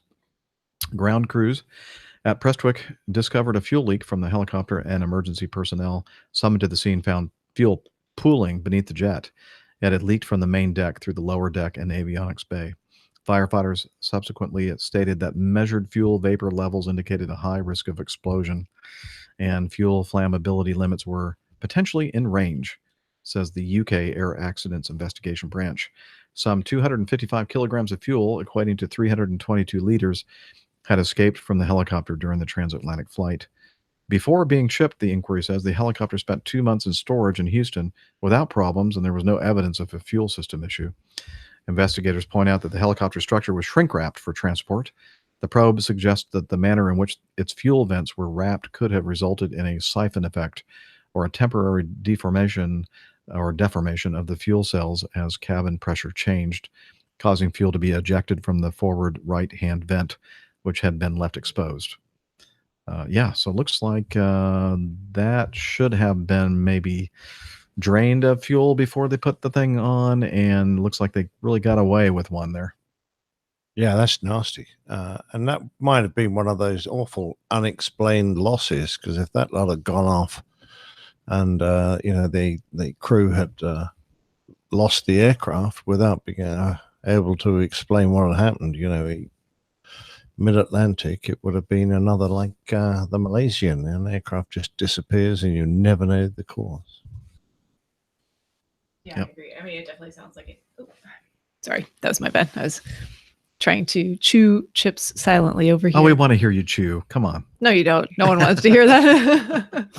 No, I, from what I understand, it definitely needed to be defueled before being loaded as cargo. Yeah, don't want to be transporting that around with a full load of fuel. Good thing they don't smoke on airplanes anymore. Yeah. Oh yeah, sure. Point. Boom. Well, you never know on those cargo aircraft. Yeah. Who's going to dub you in? Exactly. They probably were smoking. Yeah. Got lucky. Especially Cargolux. Come on. No, I don't know. I'm just kidding. Exactly. Sorry if you're listening. No, I'm with you. Jim. Those cargo boys, they're cowboys. Yeah. Number 8, Mississippi Matt. Hey, APG crew, thought this was pretty funny seeing sharks on Flight Aware. Huh? Acme needs to step up and do something creative as this. Love the show, Mississippi Matt. Well, we'll have to talk to Acme and see if we can do something creative like this. Southwest Airlines rolls out 5 shark-themed Boeing 737s for Shark Week, so they have some special paint on the airplane toward the front, kind of. Well, I think it's a great idea. So it's got a symbol representing the aircraft that's different to a normal airplane shape. So all the bin liners could have a little waste bin like you have on your computer, and all the Airbuses could be really sleek and pointy and go faster. And what about the Mad Dogs? Well, the Mad Dogs. I want you to point into the mic. Oh, we're losing sorry. you. They're losing me. Yes. The Mad Dogs. Well, they could be just that, couldn't they? Be foaming at the mouth. It would look very good painted as a shark, the whole airplane. No, I think it's a bulldog. Like, arr, arr. Have you seen these little displays on FlightAware though, where it looks like a shark? Nick, can I actually pay the ugliest airplane in the world? I think the A380. I need to pay it a compliment. Oh, really? Because yesterday at Farnborough, Farnborough. Yeah. Farnborough.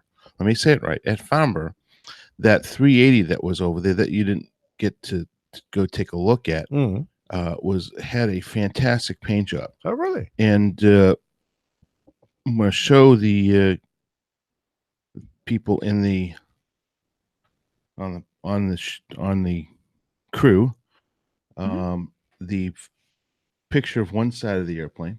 Okay. It's a beautiful pic. I'll describe it because this aircraft actually is a very nice advertising mural because it's so darn big, and it has pictures of fish on it and coral, and the fish that they have on there are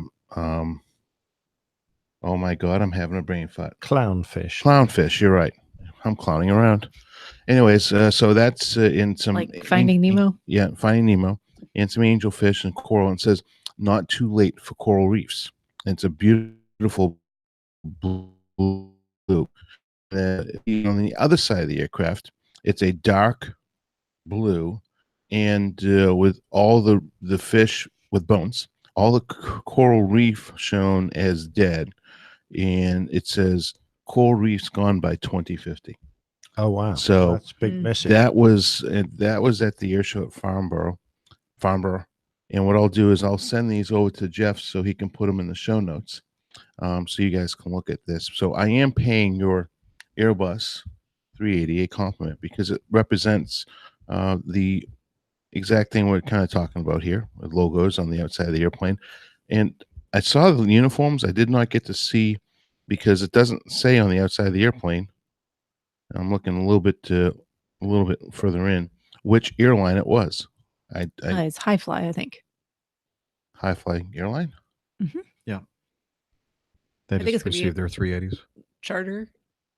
Yeah. Well, I didn't recognize the uniform and didn't say. So, anyways, compliments to the beautiful murals that are on the outside of that nice 380, and actually made the 380 look very attractive to me. Yeah, good.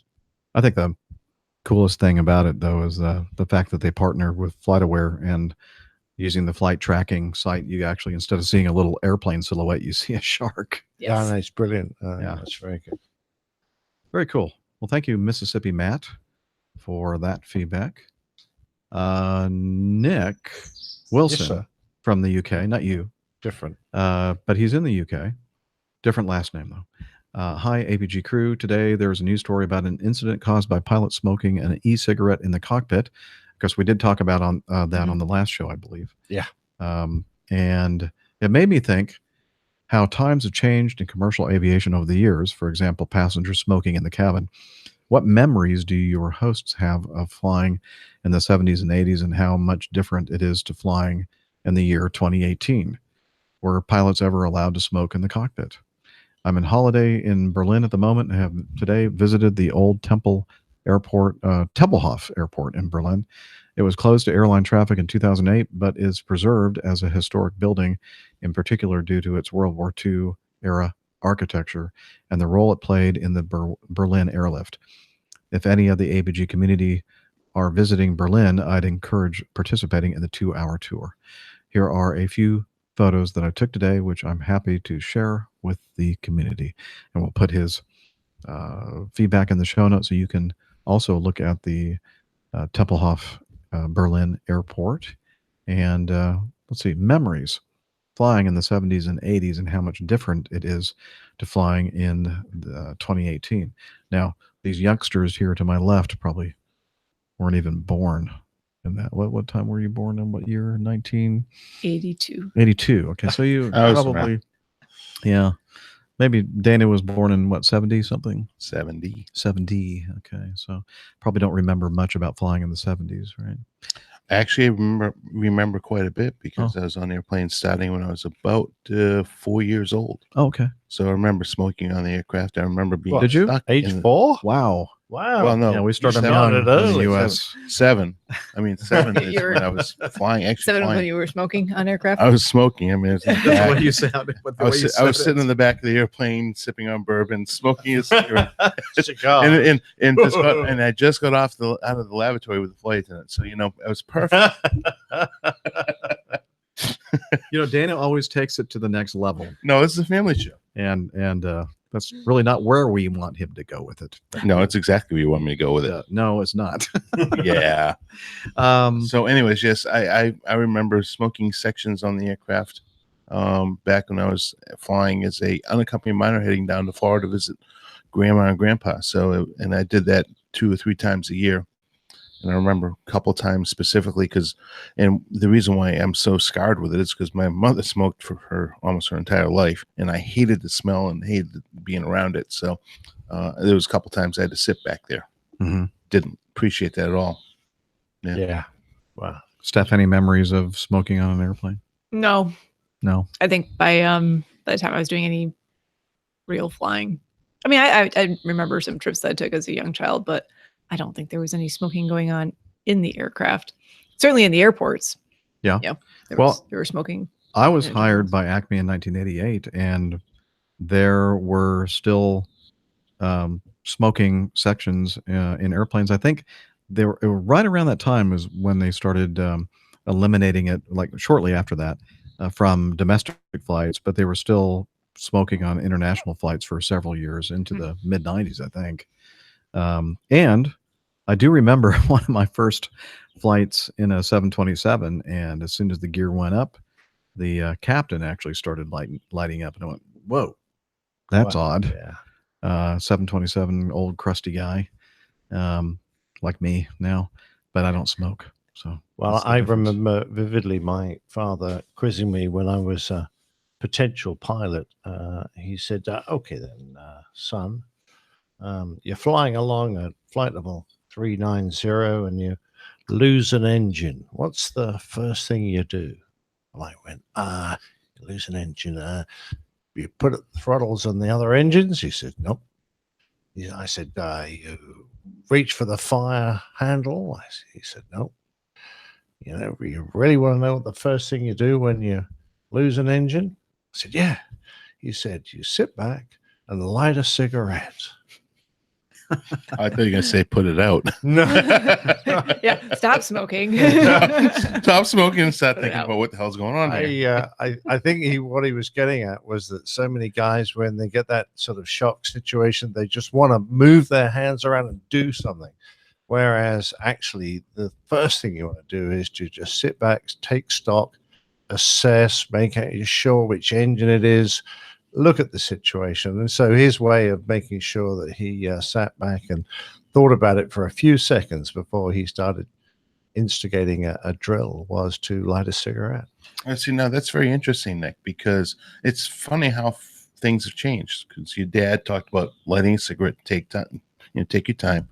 And then it went to like Jeff's wearing over here. He's got a good old fashioned clock that a watch and clock that you can pull it out and start winding a clock and just playing with it a little bit. So they used to say go ahead and wind, play with the clock and set the time and just relax a few minutes or sit on your hands. Now they still say the same thing, but it's pretty hard when you have an iWatch. You can still wind the clock on an airplane. You just go reach down and you start winding. Play with that one. The clock. Yeah, that's what I always assumed when they said wind the clock. In other words, do something, don't jump to any conclusions and be too hasty. Yeah, take your time, relax, take a deep breath, think about things. Yeah. So, not really related, but the medical corollary stories that I've heard in the past that come to mind is that the attending physicians knew how long they had spent in a patient's room in the hospital by they would be smoking out in the hallway doing their rounds before they go into the patient's room. This is way back in the day, obviously, doctors smoking. They would put their cigarette up on top of the door frame, go into the patient's room, spend the time with the patient, come back out, retrieve the cigarette, and they knew how long they'd been in there by how far it had burnt out. I love it. You know how much to bill the patient. Exactly. Yeah, I bill this patient half a cigarette. I mean, 15 minutes. Yeah. Those are just stories, by the way. I have no idea if that's actually true or not. Probably are. Probably true. Yeah. And by the way, I hear what you were talking about earlier now. I'm sorry? Do you hear the birds? Oh, yes. Yes, it's like amplified in my ears. I hear jet engines. Yeah. I hear that too. Yeah, I wish y'all could be here in this beautiful conservatory and hearing the birds and the airplanes flying overhead. It's a great place to be. And actually quite a very nice breeze at this moment. Yeah, it is. Very pleasant time of the day. It is. And speaking of very pleasant, we're going to go ahead and play this week's installment of the Old Pilot's Plane Tales. The RBC Monsters. How'd I do? No? I don't know. We'll find out. Okay, let's find out.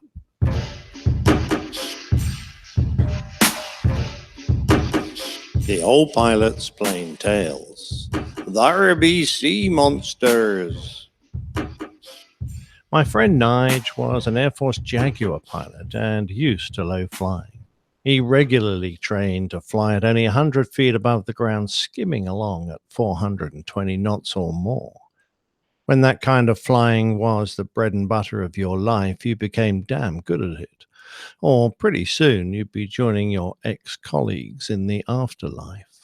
However, one day he was doing some work with a Norwegian Air Force squadron of F-104 starfighters. The squadron was spending a and when they could, the units offered each other flights in their two-seaters. So Nige is sitting in the back of this F-104 watching an 8-ship attack mission, and his young Scandahooligan pilot in the front starts to descend down towards the ocean. Passing Nigel's comfort level, the descent continued, and the horizon started to rise up around the cockpit, higher and higher, until the radio altimeter was unreadably low. With his hand on the ejector seat handle, he waited to see if the sea was going to start engulfing the cockpit, but at around 10 feet or so, the aircraft stabilized and sat there quite comfortably. Nigel's pilot wasn't just showing off. This was the way they flew as they approached the ship they were targeting so that they could stay underneath the radar horizon and avoid detection. Perhaps surprisingly, in Nigel's mind, they returned quite safely to Bodo, and once he could speak properly again, he asked his young pilot how he was able to fly so close to the water. "Oh, it's easy," came the reply. "You just descend down until you feel the ground effect pushing back, and the aircraft sits happily there." So what is this magical effect that let that pilot sit comfortably, literally skimming the wave? When a wing creates lift, it causes a pressure differential between the upper and lower surfaces, and beneath the wing, the pressure is higher. In addition, the wing deflects the air passing around it downwards, giving a resultant force acting upwards. These changes in airflow normally dissipate in the air around the wing, but when the wing is very close to the ground, the presence of that impermeable barrier changes the nature of the effects. The increase in pressure below the wing is felt like a cushion of air, and the closer to the ground the wing is, the stronger the effect. Whilst in ground effect, the wing requires a lower angle of attack. That's the angle of the wing measured against the direction of the oncoming airflow, to produce the same amount of lift. The ground also helps to prevent the air spilling from beneath the wing to above it around the wingtips, which creates the highly draggy wingtip vortices that we often refer to as lift-dependent drag. This means that while in ground effect, the aircraft needs less thrust to fly at the same speed. These are a series of little aerodynamic gifts that the presence of the earth, or the sea come to that, give the machine flying just above it. Of course, ground effect can be a slight annoyance. When trying to land an aircraft, particularly one with a low-mounted wing, we have to overcome the pressure to actually get our wheels onto the runway. It can cause an aircraft to float down the runway, not really decelerating a lot and flying below the normal stall speed. In an airliner, it can be quite a problem, as with the engines at idle and the runway fast disappearing beneath, it's easy to both eat up too much runway to land safely, and it can take a long time to get the engines spooled up again to safely go around. The first time I ever landed a 340 with my father on board in an effort to impress him, I tried too hard to make a silky smooth landing and flared a tiny bit too much. I sat there in ground effect, smoothly gliding along, watching the runway disappear with the radar calling our height. 5, 5, 5, 5. With a gentle derotation, I got the machine to settle on, but we ended up taxiing off from the far end of the runway at a part of the airfield that was very unfamiliar. The effect was first observed in large marine birds, who seemed to fly enormous distances with unaccountably little effort as they skimmed the surface of the water. By the 1920s, aerodynamicists were familiar with the phenomenon. The Frenchman Maurice Lesieur wrote, "Here the imagination of inventors is offered a vast field. The ground interference reduces the power required for level flight in large proportions. So here is a means of rapid and at the same time economic locomotion. At first glance, this apparatus is dangerous because the ground is uneven and the altitude, called skimming, permits no freedom of maneuver. But on large-sized aircraft over water, the question may be attempted." In the 30s, the first hybrid designs, something between a high-speed launch and a ground effect vehicle, were created by the Finnish designer and engineer Thomas Kallio, and he is considered by many to be the father of the ekranoplane, meaning ground effect vehicle concept. The word is derived from the Russian language, and although Alexander Lipich, a German working in America, was developing designs, it was indeed the Russians who were taking it very seriously. Led by Rostislav Alexeyev, a Soviet shipbuilder who worked for the Soviet Central Hydrofoil Design Bureau, they worked on several designs until at last they were ready to go forward to a full-size version. It was in September 1966 that an American spy satellite orbited over a Soviet naval base on the Caspian Sea, its cameras clicking away. When the images reached the intelligence officers, they created quite a stir. There was a lot of head-scratching amongst the analysts as they tried to work out what on earth they were looking at.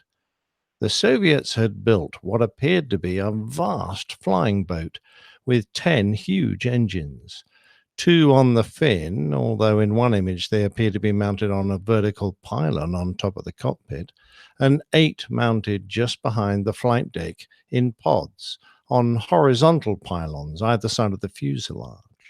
The fuselage was over 300 feet long, around 92 meters, and the tail was a huge V-shaped T-tail with a high dihedral. But the wings, nobody had any idea what was up with the wings.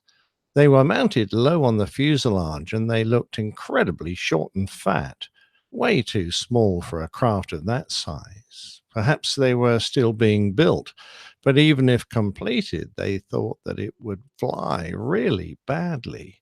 What on earth were they doing? When they worked out all the sums, they just didn't add up. This aircraft was going to weigh over 1 million pounds. That's around 550 metric tons. As they studied it, they saw that on one side was a Soviet Navy flag, and on the other, the letters Kilo Mike, KM. So they dubbed this unbelievable machine the Caspian Monster, since it was being built on the edge of the Caspian Sea. From this came the more usual name, the Caspian Sea Monster. What it actually stood for was Korabl Maquette, meaning prototype ship. So what exactly had the spy satellites found? The aircraft, or ship if you like, because there's still debate as to which category it should fall into, was a classic ekranoplan ground effect aircraft, but built on a massive scale. The concept was very smart.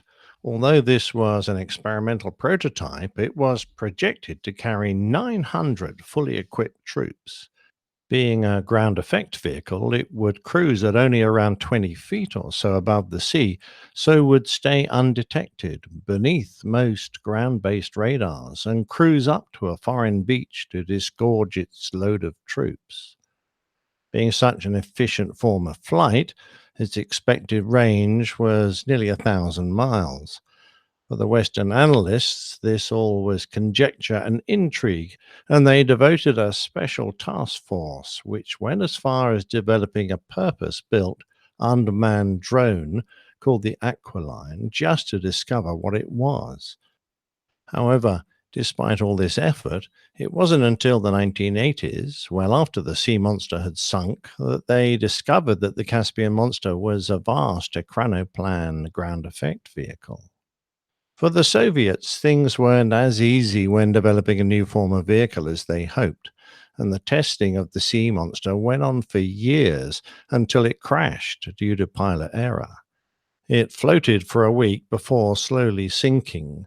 It was thought that saving such a vast machine was going to be just too difficult. The KM remained the largest aircraft in the world during the entirety of its existence and was not surpassed until the Antonov AN-225 in 1988.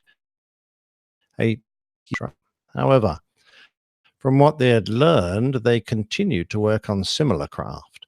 Soon a vast missile carrier was skimming along the ocean, the Lund-class Ekranoplan. Only a little smaller than the KM Sea Monster, the two rear engines were replaced with a large sensor array, and along the top of the fuselage were 3 pairs of Musket P-270 guided missiles, NATO named Sunburn, in angled launchers, with their guidance radars mounted in the nose and on the tail.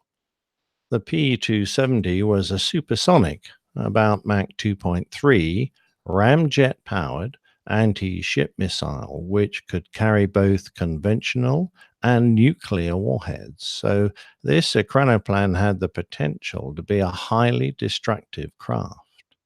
However, only a single machine was built, the MD-160, NATO codenamed Duck, which entered service with the Black Sea Fleet in 1987 and served for around a decade. These vast, unwieldy machines weren't a success, mainly because of their inability to maneuver well. Despite flying so low and with such short wings, any hint of a hard turn could dig a wingtip float into the ocean, which would result in the massive craft cartwheeling to destruction. However, not willing to give up on the concept, a similar Ekranoplan was built weighing only 140 tons. This was the A-90 Olyonok, designed as a beach assault vehicle, and was more flexible since it could climb out of ground effect to up around 10,000 feet, and was equipped with wheels for beaching and operating from land-based runways. It was powered by 2 turbofans buried in the nose and angled down to assist takeoff. Once off the water and in ground effect, these could be shut down, and the remaining turboprop, with contra-rotating propellers mounted in the tail, would be sufficient for the cruise.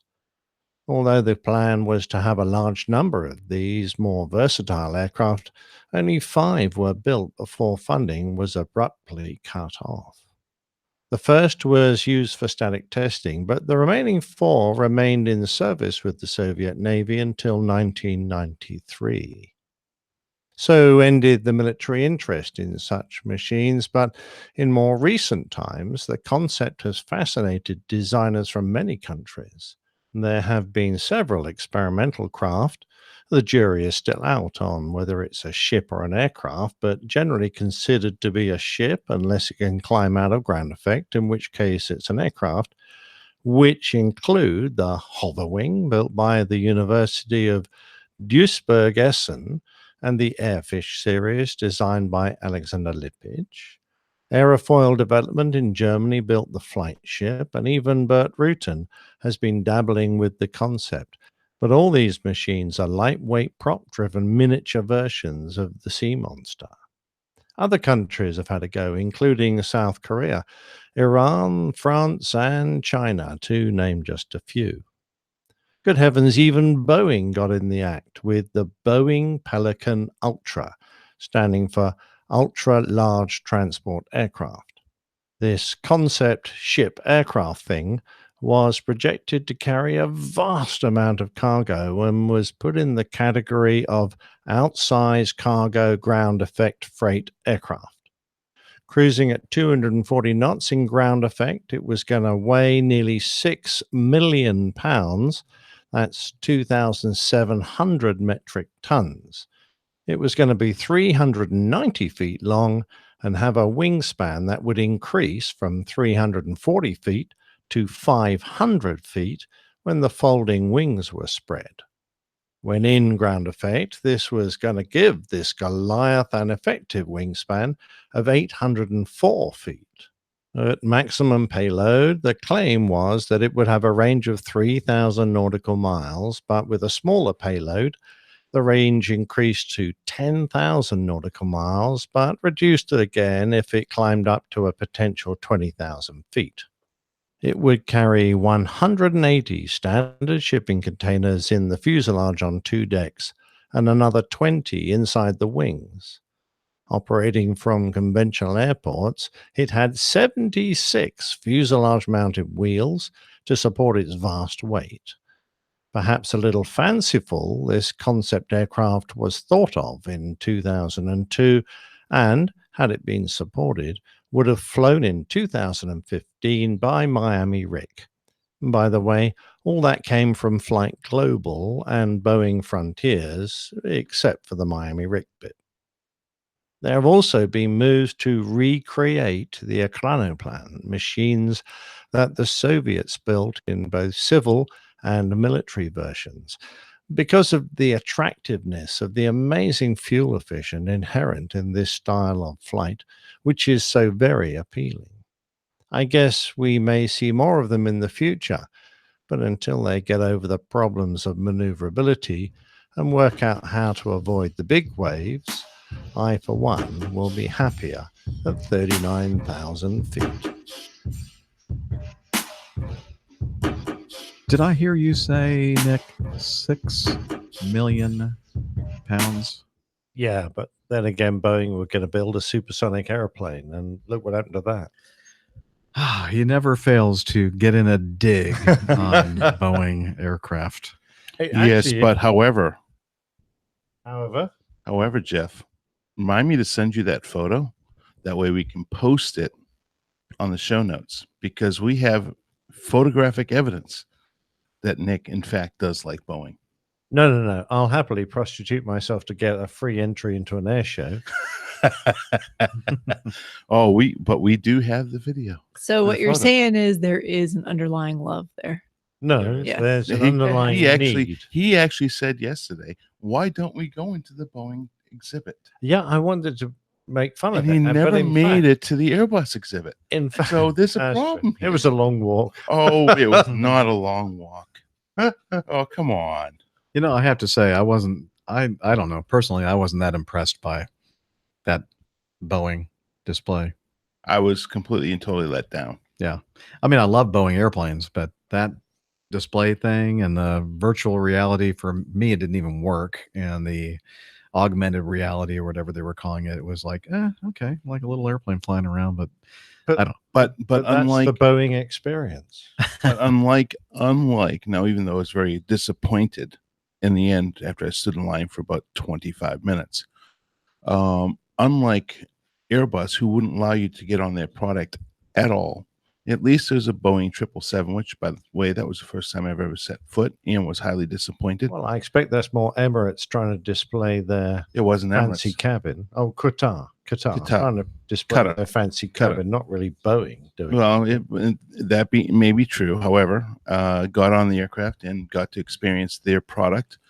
But the highly disappointing part of that was that the flight deck was closed. I could not look in the flight deck. I didn't give a two rats, you know what, about seeing the rest of the airplane as much as I want to see what's in the flight deck. But and it was closed. That's Qatar. Qatar is sort of appealing to their customer base.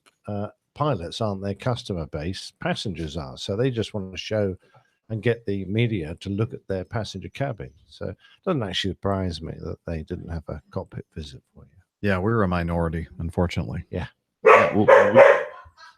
Oh, it's supper time. I'm sorry for the canine interference. The ambience. But it's a little bit of shouting from the princess saying that her supper So isn't he getting was, here fast enough. he was in the process of making a heart shape with the bowing on his I see stomach. that. Yes, I think that's well, or in the process of doing something else that, well, I can't say. It's a family show. I'm not But saying we a have word. photographic evidence. I'm not saying a word. Okay. Then let's move on to Sean. Oh, by the way, is there anything more to be said about the ground effect? I think that is an interesting subject. Yeah. And how they can create these huge monsters of airplanes. Well, I guess kind of airplanes. Yeah. Well, is it some depending on the who you speak to, some are defined as ships, and unless they can fly out of ground effect, they become an aircraft, and even then, there's a little bit of doubt it. But no, they're quite amazing, and the efficiency gains of up to around 40%. I mean, we talk now about scrabbling around trying to find 1 or 2% fuel efficiency or get of but of course the inherent problems of having an aircraft that needs to be particularly a massive one so close to the ground, and because the fact that you can't really bank it, it has an enormous turning circle. Its maneuverability is pathetic. So you've got to try and draw the line somewhere between having something that gains from that efficiency and something that can avoid the Empire State Building or whatever looms in front of it. Perhaps it might be the Statue of Liberty. That might be more appropriate. Hey, looking out the window here, looks like our good friend and co-host of the extremely popular Plain Talking UK podcast has just well, I don't know, it's some very, very bright. It's a blinding yellow. orange. I mean, it really offends the eye. No, Yeah. I'm just kidding. It's quite offensive. Oh It my God, is. I think you can see that from Mars. Are you referring to? Are you Yes, referring to the Captain Ahab. color of the car, or are you referring to the gentleman that's coming out of it? No, No, just the color of the car. It's Neville we may need him Bounds. because I'm not sure we're actually still broadcasting to anyone. Oh. No. Well, we definitely were a minute ago. Some latency problems, a few audio hiccups, but Yeah. still going. Well, it says live on that, but that doesn't necessarily mean anything. But Yeah, I can't even send a text to Julie right now. okay. Well, we'll see. We'll plow on with the recording. We're recording the recording, audio, so it's totally fine there. We'll just Regardless, pretend that yeah. you're all there with us. Continuing on, number 10, Sean, how is medical leave handled? And he goes on, when you are on medical leave with an airline, how is compensation handled? Is this one of those life events that you as a pilot need to budget for? Does the We might need to take a pause. Yeah, maybe technical or Yeah. personnel timeout here. Yeah. That's all right. I really don't think we're broadcasting to anyone. Yeah, I don't think so either. Well, text finally went, so I think Well, it's still Have you can't. seen Tanya is anything saying on- still hearing a live show. Oh, really? Just a moment ago. Okay. Good, because I'm not getting any of the chat room anymore for some reason. Oh, I am. I'm not. Huh. And Tanya says, woof. We just go off. He's hearing. Okay. Oh. All right. So it's all good. All right. Good. Banana man is here. Why is mine not why, having the same Yeah, technical I gremlin gave as up on mine. Jeff? Yeah. Don't worry, I'll keep you advised. Okay. It looks good. Okay. So are we safe to proceed? I think so. Okay. Okay. Sean writes, when you're a pilot on medical leave with an airline, how is compensation handled? Is that one of those life events that you as a pilot need to budget for? Does the company or union provide some sort of insurance or pay for this time you're not flying? While I understand safety is the big concern, it seems like the company setting you aside for so many months is excessive. It's not like you're the only pilot up front yet. And I managed to get into the airline industry, but not in the way I'd planned it. Got a call on late Monday that my office has been appointed to the bankruptcy trustee for Penn Air, which is an Alaska regional carrier with strong ties to Alaska Airlines. Tentatively, it looks like this airline could be making good money with a few changes and leasing a few more aircraft. Still very early in the case for us, but we're going to do our darndest to keep it flying and not lay anyone off. Oh, good job, Sean. Yeah, that's Amen. Yeah. So your question about medical leave, I have not had to use it yet. Knock on wood. I'm knocking on my forehead.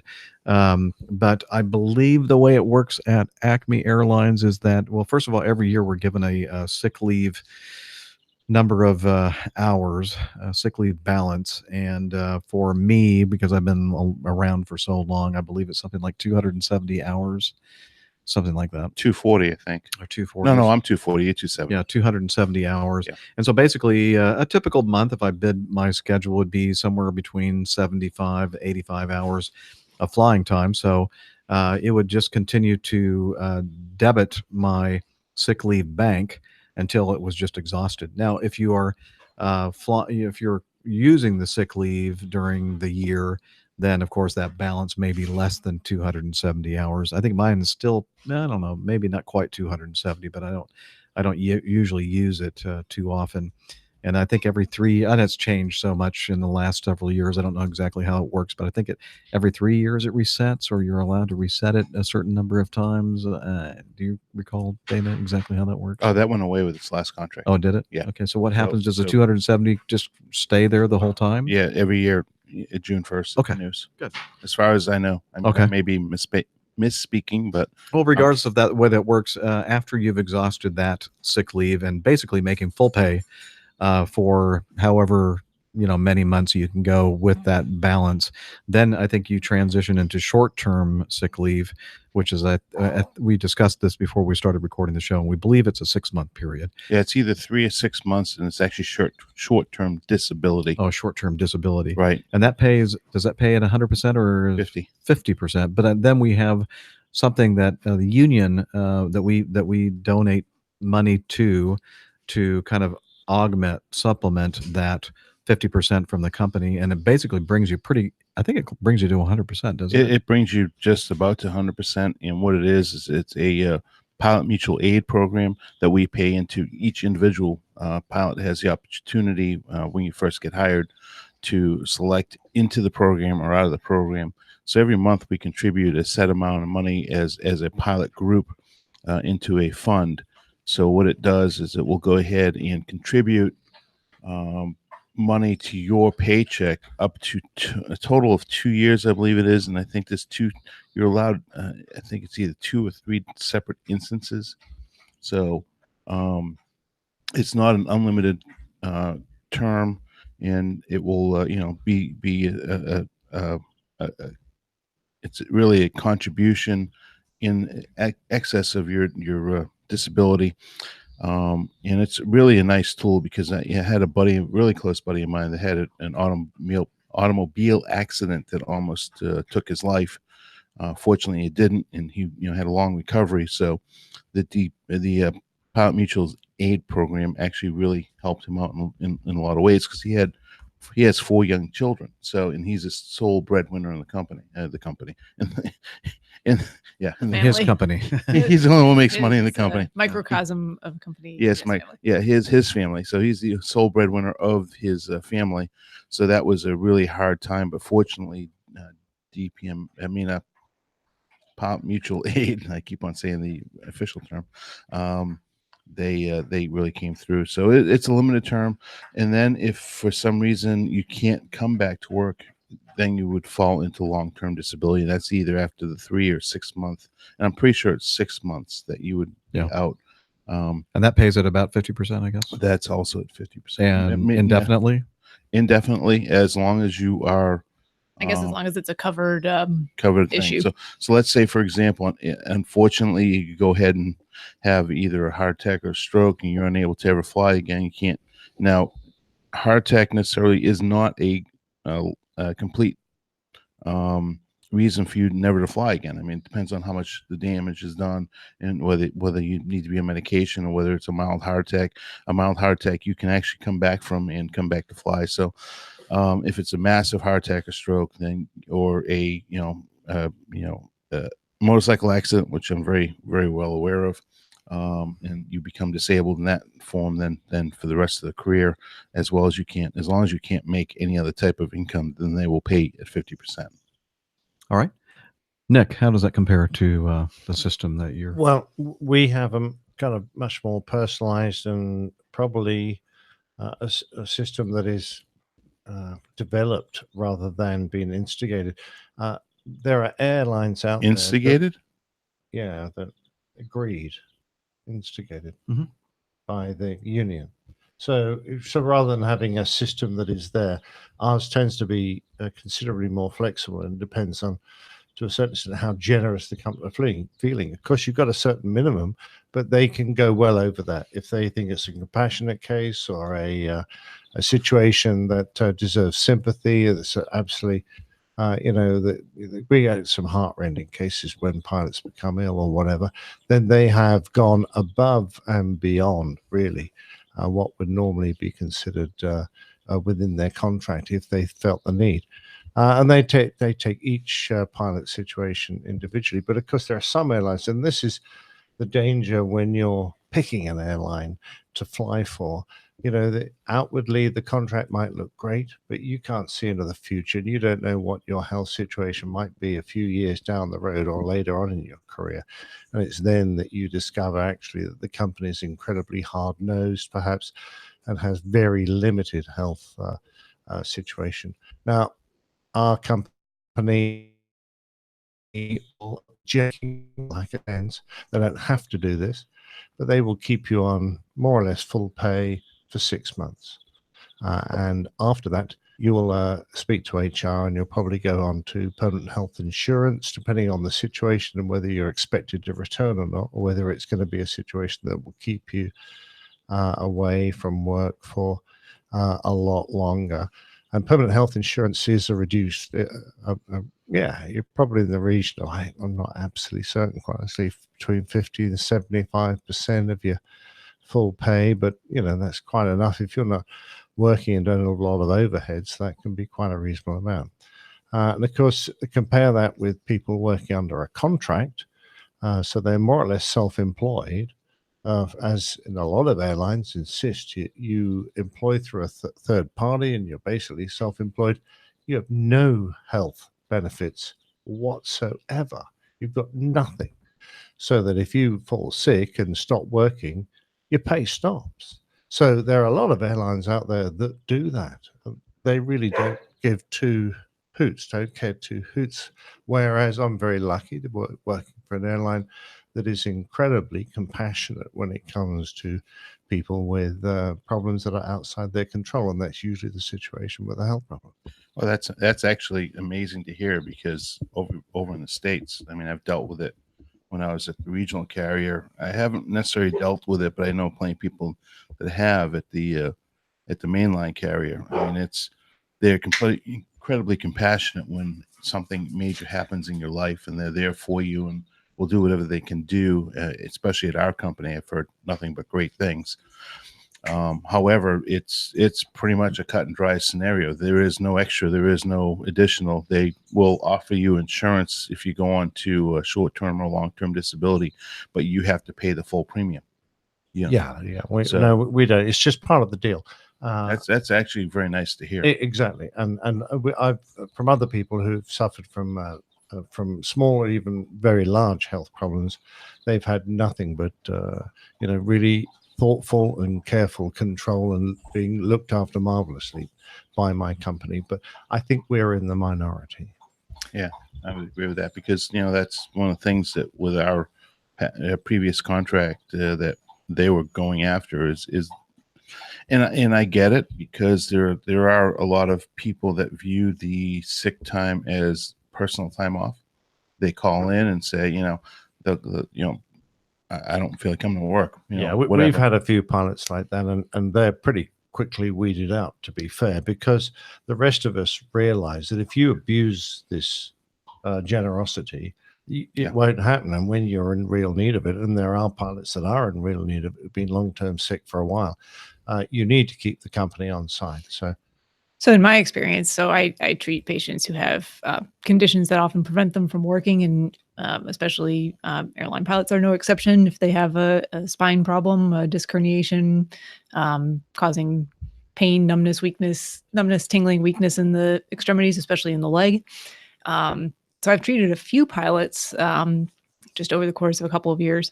But I will say that in general, pilots are exceptionally motivated to get better, get back to work. Usually it's kind of the reverse of what I normally see, where I'm the one saying, no, I think you need a little bit more time out. We're going to ask for it. And generally the companies I've worked with have been very receptive to that and are willing to work with what our recommendations are. So from my standpoint. Very good. Yeah, and I absolutely agree with that. Anytime like when I was out with my Achilles when it was ruptured, it's like, come on, when am I going back to work? I mean, I'm very motivated. Pilots are generally pretty motivated, very to, motivated. to work. There are exceptions, of course, and There are some. There's always exceptions, but in general, what I've seen, and not to be stereotypical of different types of workers out there, people in different professions, but that's not true across the board. Yeah. All right. Well, I hope that answered your question regarding how company medical leave is handled at at least a couple instances here from the APG crew. Thank you, Sean. John writes, I hope this feedback finds you all doing well. I'll do my best to keep this brief. In a recent episode, you guys discussed how, while there is a pilot shortage looming, that a big hurdle for people to get into the piloting world is the cost of training. While it is all relative, I suppose, I fall under that category of people for whom the sheer cost of flight training has prevented me from chasing my dream. I currently hold my private certificate and have about 100 hours of flight time. I flew a lot in college and shortly after, but adult responsibilities have a way of eating up expendable income, and it's been about 2 years since my last flight. My job as a golf course superintendent here in Baltimore has been very fulfilling, but my dream has always been to fly airplanes for a living. I'm fortunate because I get to watch planes all day, being outside for 10 to 12 hours a day. But every time I see one of those big Acme jets en route from Europe to the Acme mothership in Georgia, I can't help but think, man, it would be awesome to fly one of those someday. So my question to you all is this: should I bite the bullet and just go for it? I'm in that age group who is old enough to remember when first-year FOs were making below poverty. I'm in an age group who is old enough to remember when first-year FOs were making below poverty-level salaries in the early to mid-2000s, which is why I stuck with turf grass management as opposed to going all in on flying. These days, things seem to have changed for the better, and it has me considering making a career change. What do you guys think? I hope that was brief enough. Thanks again for the wonderful show. Next time you guys find yourselves flying over Baltimore, look about 10 miles north of downtown, and you'll see a golf course. That's where I am right now, or where I'll be for now. Thanks again, guys.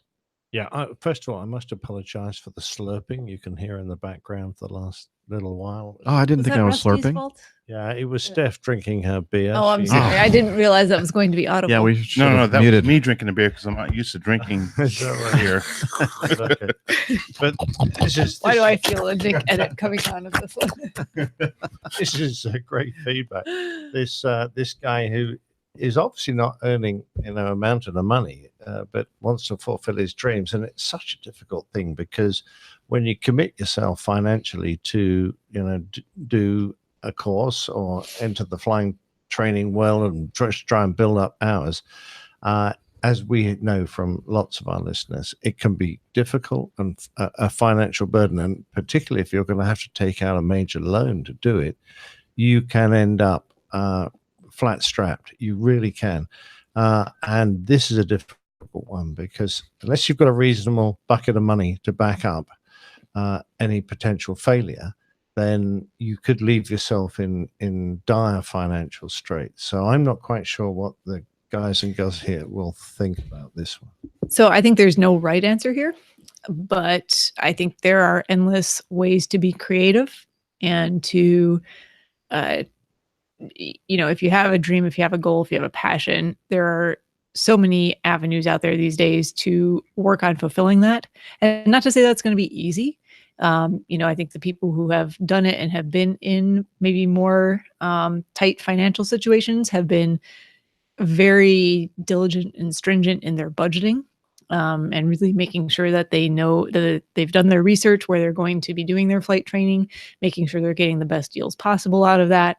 And then once they've got their sufficient number of hours and sufficient ratings, get out there and actually start working and making it an income endeavor as opposed to something that you're paying money to do to earn hours. So whether that's flight instructing or whether it's going out and doing something with a commercial certificate where you don't necessarily need a whole lot of hours, but you can actually be hired by a company to do any number of things, whether it's like pipeline patrol, fire patrol, skydive, jumper flying. You can do, photography stuff. There's endless opportunities, especially in the United States, for that. So there's ways to do it, and you don't really need as many hours as some people perhaps think. It's more a matter of getting those ratings, have your commercial certificate, and be able to go out there and actually be employed as a pilot. So it's possible. It's not easy, but if you have the passion and desire to do it, I think it's worth looking into. Yeah, well said. And I pulled up a. Everybody looked at me the exact same. No. time. I have one more thing to say. Go ahead. He mentioned you can remember when first year FOs were making below poverty level salaries in the mid 2000s. I got and I get these not infrequently, a postcard in the mail the other day from a regional airline in the U.S. advertising up to $56,000 first officer new hire bonus. Now, there's a catch to that. It's actually spread out over 3 years. However, that's so the pay has caught up somewhat. Yeah. There you Go ahead, Peter. Everybody's looking at me, 'cause I actually, John, I'm the guy that did that. Okay, and my opinion and thought to that whole thing is, when you wake up in the morning and look in the mirror, do you want to live the rest of your life with a regret? And that's when I really realized that no, I don't want to live that regret. I want to live the dream. So I threw everything out the window. I was making really good money, and I walked away from a very successful career to take a really big risk on whether I would ever make it to this level and ever become a major airline pilot, let alone a captain now. So my thoughts to you are that Steph needs to make a little more noise when she's picking up her beer. But anyways, John, do it. And that's the bottom line. Find a way to do it. There are so many shortages out there that are here now, that are going to be going forward. If you have to, as long as you have a college degree, and that's a big thing, you have to have that college degree. If you have, I agree. I absolutely agree. If you have that college degree, it makes it that much easier, because that's what one of the criteria that the majors look at least currently. It could be for the future, could change. I mean, they may not look at that so much, but I know of my company, Jeff can attest this, he probably saw it, but they've come out with a new initiative to recruit the next generation, and I would highly recommend visiting that website. I'm not going to mention it on air. However, there are looking for guys just like yourself that will go ahead and basically make homegrown pilots. And most of the regionals and or majors is now starting to do ab initio programs.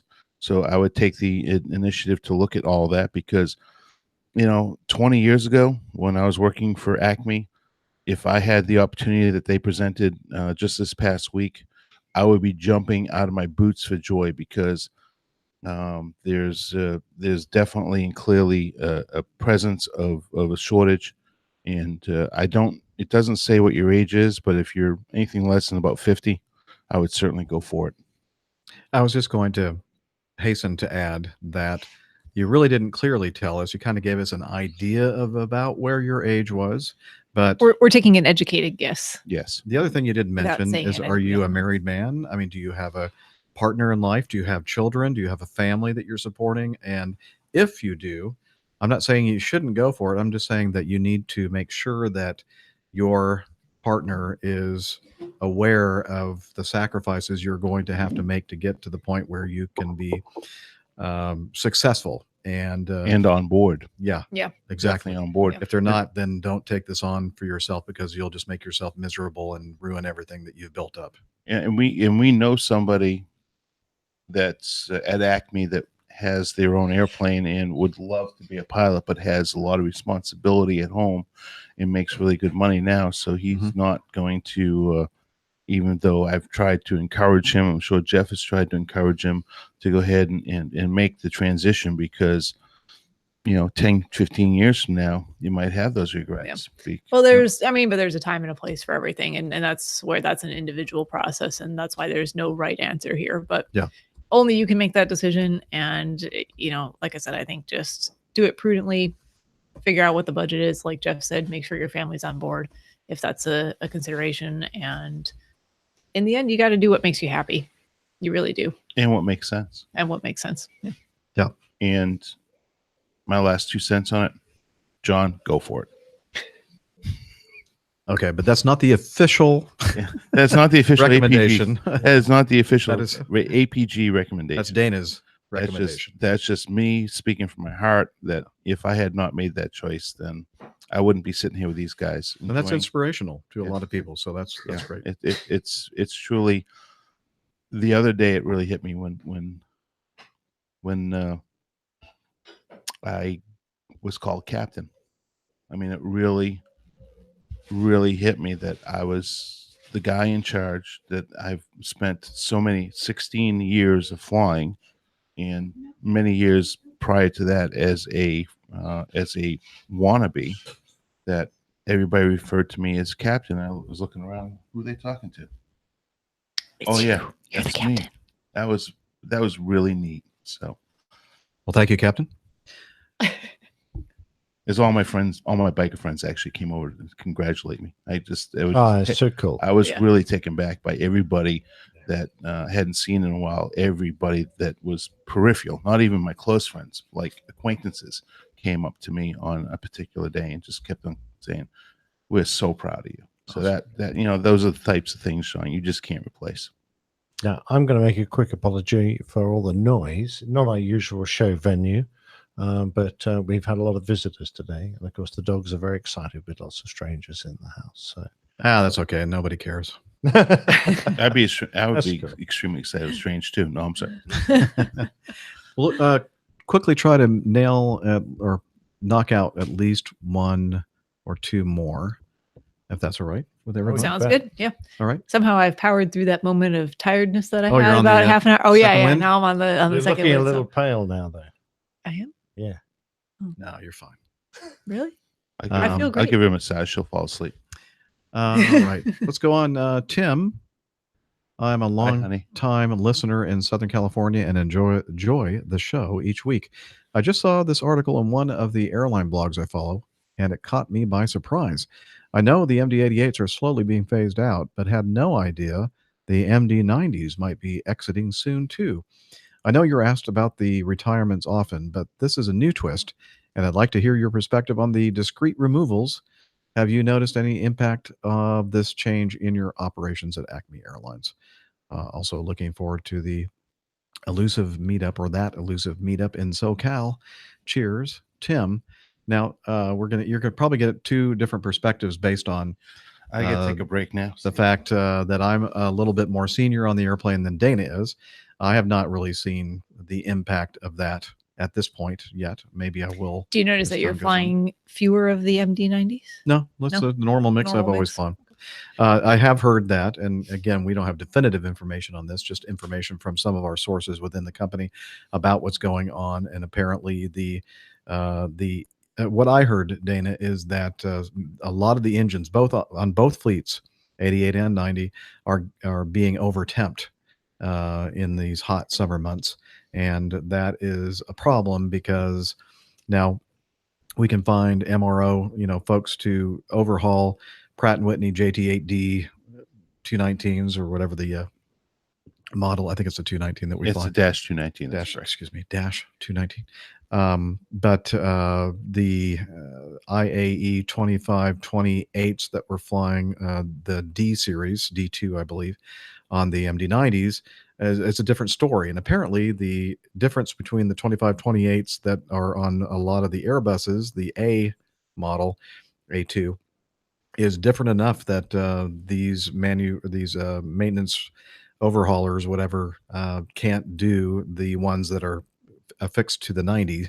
And again, it's really hard for me to believe this, but they say that there's like only one place in the world right now, that in New Zealand, that is doing these overhauls, and they're backlogged, and it costs a lot of money. And apparently we have several of these 90s not completely out of service. They're just kind of in short-term, hopefully, They're storage. donors. They're donors. Or they're parting them out for other 90s. So I think we started with about 66 of the 90s, somewhere in that range, mid 60s, and now we're down to 53, I believe, that are still active. So yeah, that's kind of caught them off guard a little bit, the engine issues. And in fact, recently, an operational note for us is that we used to be carrying or tankering fuel a lot with both fleets because they're the difference in the cost of fuel sometimes makes it more economical for us to tanker or carry a lot of extra fuel, so that when we get to the destination and then we get refueled to come back, we don't have to add as much fuel on at that station. It's a much higher price. So we were saving money by doing that, even though carrying fuel does cost money, but the price of the fuel more than offset that, the cost of carrying fuel. And the downside to that, or the side effect of carrying extra fuel, means that the airplanes are heavier, higher gross weights. It's hot, and now since they're kind of messing up the engines a little bit and wearing them out a little bit more than they should, and they thought, we're not going to do that tankering so much anymore. Now, Dana, by the look on his face, I have to assume that is something that he disagrees with, but that's what I heard, and actually it was an official company message. So what do you have to say about that? Do you remember when they changed the weight data records recently? Yeah. And they only put one or two reduced thrust setting. That's actually the problem. Oh, that's what's driving the problem. We are as soon as that came out, we started overtemping airplanes. Oh, okay. So, well, I have not heard I that, agree with you in the fact that we were carrying more fuel, and the aircraft was heavier, so it required more thrust to get the aircraft off the ground. But the actual, and this is coming from the maintenance side of the house. I got as you've heard me say before, my buddy is the maintenance manager of the T-tail program at the Technical Operations Center. They're the ones that do all the overhauls of the aircraft for the T-tails, and that includes 717, the 88, and the 90.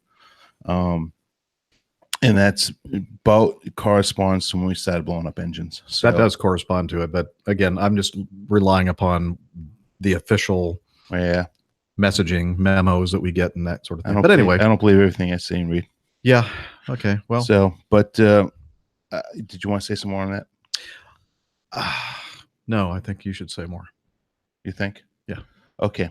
All right. So I'm sitting here on pins and needles today, actually. And I promised Jeff that I would not talk in a negative context at all. But the pins and needles I'm sitting on is because they have a head count reduction going on that is coming out at some point today.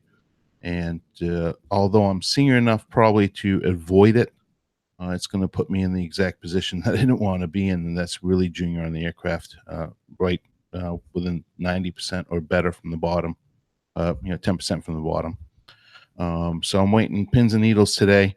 So yes, it is affecting us because that was unexpected, and they have decided to go ahead and reduce headcount significantly throughout the company on the airplane. So I'm hoping I'm going to still be Captain Dana. I don't know. We'll see. But anyways, the good news is that we are getting other aircraft to replace them.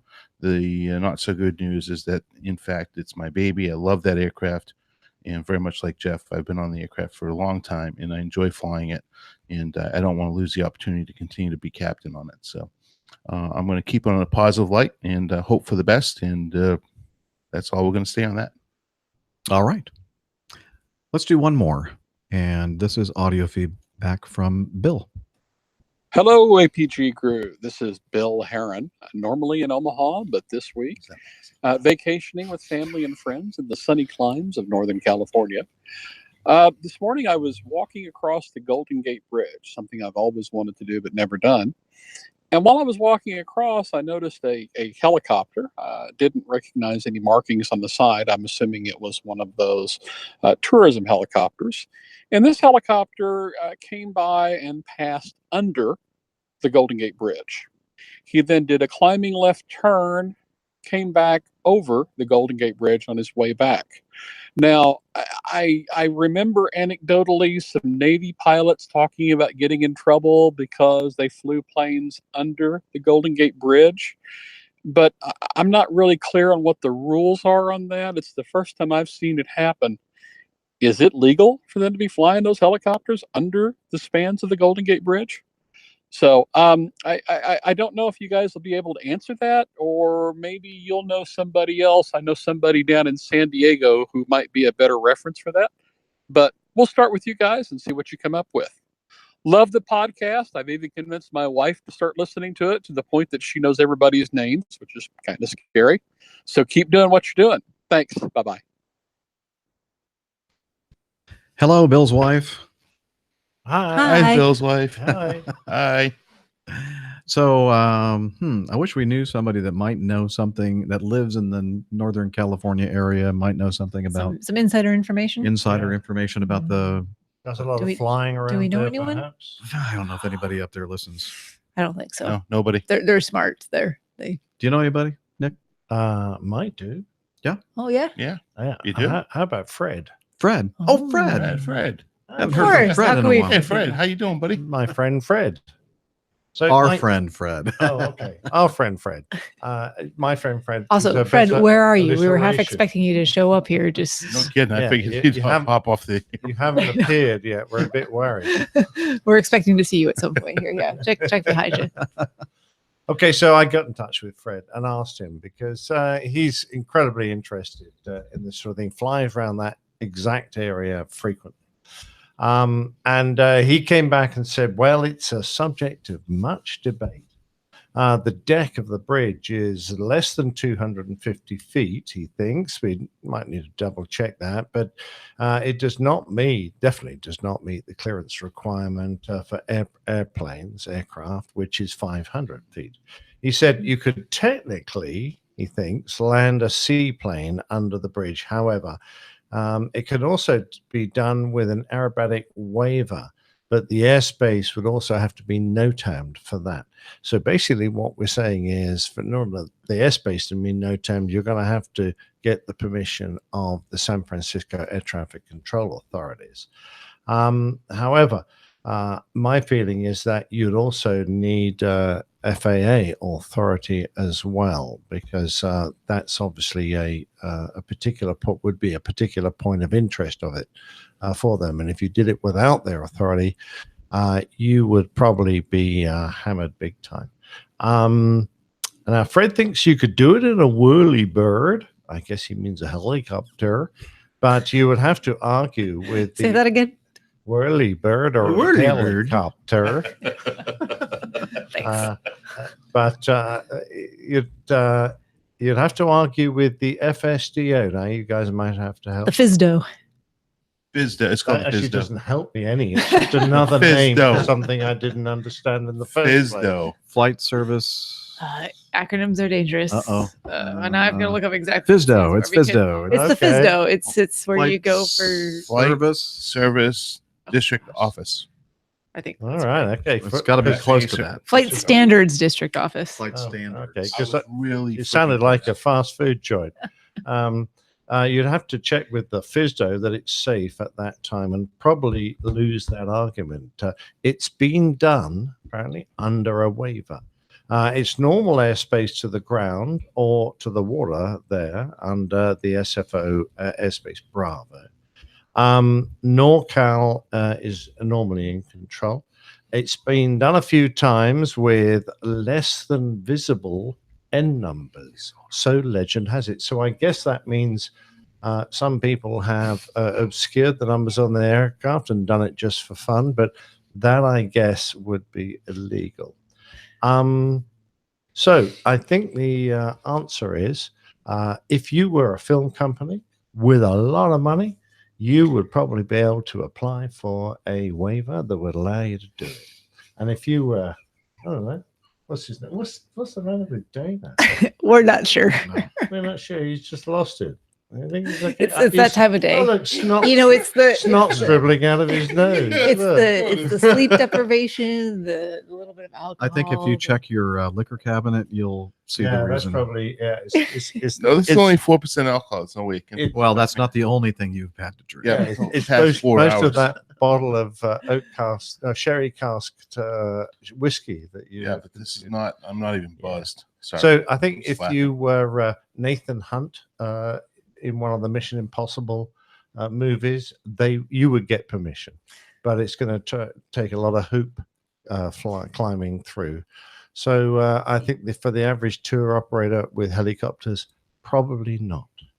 I agree 100%. And I mean, it is possible to get waivers or special permission for things like that. I mean, I don't know anything about buzzing around under bridges or anything, but certainly talking to like within the skydiving community to do demonstrations, it's kind of the same process. You have to get permission and approval to be in those areas, and it goes through the same thing. You have to go to the FISDO and go to the local controlling authorities and get the permission to do that. I think it would follow. You know, the landmarks in this country are prohibited by flight restrictions, or how do I want to say that? So national parks have flight restrictions. You can't over less than 2 feet above ground level, I believe. Yeah. I don't know that the Golden Gate Bridge falls into that category because it's not a national park. Or, Well, after September 11th, they instituted a lot of things that you can. I think you got to be real cautious with that. I mean, unless you have Dams. explicit, specific permission. I guess I would not go Homeland anywhere near it. Security would be involved. They would in frown that on as it. well. Yeah. There are no fly zones, and I would imagine that the Golden Gate would probably be one of them, because it's you just can't go flying down and fly underneath Tappan Zee Bridge as well either. Tappan Zee Bridge is the major bridge in New It's York. in New York. Yeah. Yeah, the Hudson River. Cool. All right. Well, Can I Bill? answer one?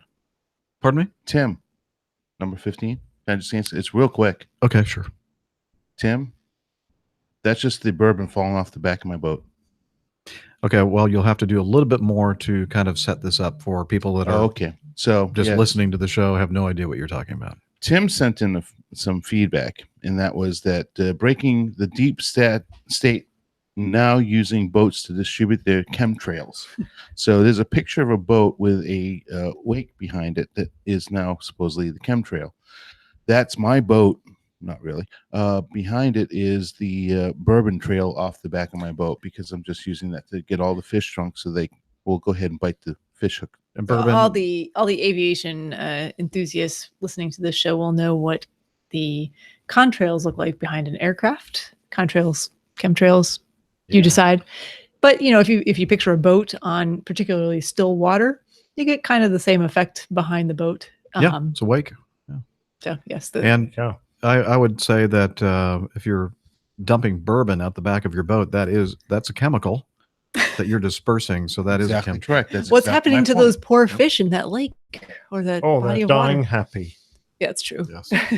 Like bourbon. Speaking of dying happy, glub, glub, glub. our show is dying right now. So Yes. I think that that's my boo-boo, I miss. Okay. Oh, special message to Julie Julie. at home. Hi, Julie. She's watching us. Hi, Julie. Hi, Julie. Okay, well, with that, we're going to end today's show. Thanks, everybody, for sending in the feedback. If you want to join in with that, you can send it to feedback@airlinepilotguide.com. You can go to the website, airlinepilotguide.com, where you'll find a bunch of information about the crew and the community and merchandise and the coffee fund and much, much more, including how you can send us feedback. And we have a couple of apps for both the iOS. That's the word, the vowels you were looking for. Yes, iOS platform and Android platform. Google Play Store for the Android, and then, of course, the Apple App Store for the iOS. And it's free and no ads, so check it out. And we're on social media, and Dr. Steph will tell us about that. Point your browser over to Twitter, twitter.com. We are at APG Crew. You can find all of us there and our individual Twitter information pinned to the top of that page. Also head over to facebook.com/airline pilot guy. All kinds of news and information from the community, all kinds of interesting articles, things that people think that you might be interested in as well. So we would love to see you there. And we're also on Slack. APG listeners, please join us on our Slack team. Slack is a communication, coordination, and sharing platform that works on your mobile, laptop, or browser. On Slack, we share ideas and news. We suggest episode and Plain Tales topics. We plan events and meetups. To get into the Slack team, please email me at slack@airlinepilotguy.com. That's SLACK, Sierra Lima Alpha Charlie Kilo @airlinepilotguy.com. Or send me a tweet with your preferred email address to @Hillel, and I'll send you an invitation. That's Hillel, spelled HI11E1, Hotel India 11 Echo 1. And see you in Slack. Thank you, Hillel. We didn't know he was hiding under the table this whole time, Yeah. but apparently that's where he was. Yeah, along with the dogs. Come on, we didn't In fact, bring up it was the him fact doing that most of the Hillel's- barking. It's right around the corner. That's He's why the just so dogs are quiet barking. sometimes. Hillel just came in. He was right around the corner. Oh, okay. Well, there you go. Thank you, Hillel. We'll talk soon. And anything else before we... All right, it's time. It's way past time. So thanks for listening, watching, and until next time, wishing you clear skies, unlimited visibility, and tailwinds. Take care, and God bless. Cheers, y'all. Bye from Blighty. Adios, amigos. Cheers! Every time. Perfect. Unplanned, but we'll accept it. All right, so God, I hitting never this- thought that was going to happen. Yeah. What was it gonna What, the end? Yeah. No, the show. Any of it. Oh, I thought you were shoot, I just forgot to praying hit the for record button. You want? Okay, you ready? Are That you was good. When I saw Take that 400. No, I'm not doing another show. I thought I'm that not was doing another show. I'm done. ever. When I saw that beer, I thought that was going to be the end of the APG. We were just going to. But still maybe in the future. That's but enough. We've just had enough. That's it. We'll go there. it's all It still may be because Jeff's computer may still blow up and we have none of this. Well, now we got it. Fingers crossed. It's on the hard drive, so even if it does blow up, it's still there. The hard drive. No, the hard drive. Hard. Hard. Hard. There's an R in it. Hard. Your R isn't even that strong. No, it's not. There's like a Hard. continuum of Hard. hard, Hard drive. hard. I can't even do how you do it. What you're saying, Dana, is HAHD. Hard. Hard. There's no R. Hard. Hard. You're saying Hard. Dana has No. no R's? He's R-less. HAHRD. He's R'less. R'less. Oh, I see. Okay. No, R is It's a silent D. I mean, a silent R. Still alive, by the way. Dana has no R's. It's an R. R. R. By the way, it was R. a very nice Speak Pirate Day, I thought. Speak easy. We had a very good Talk like a speak pirate day? Yeah, pirate speaking day. Arr. We had very good.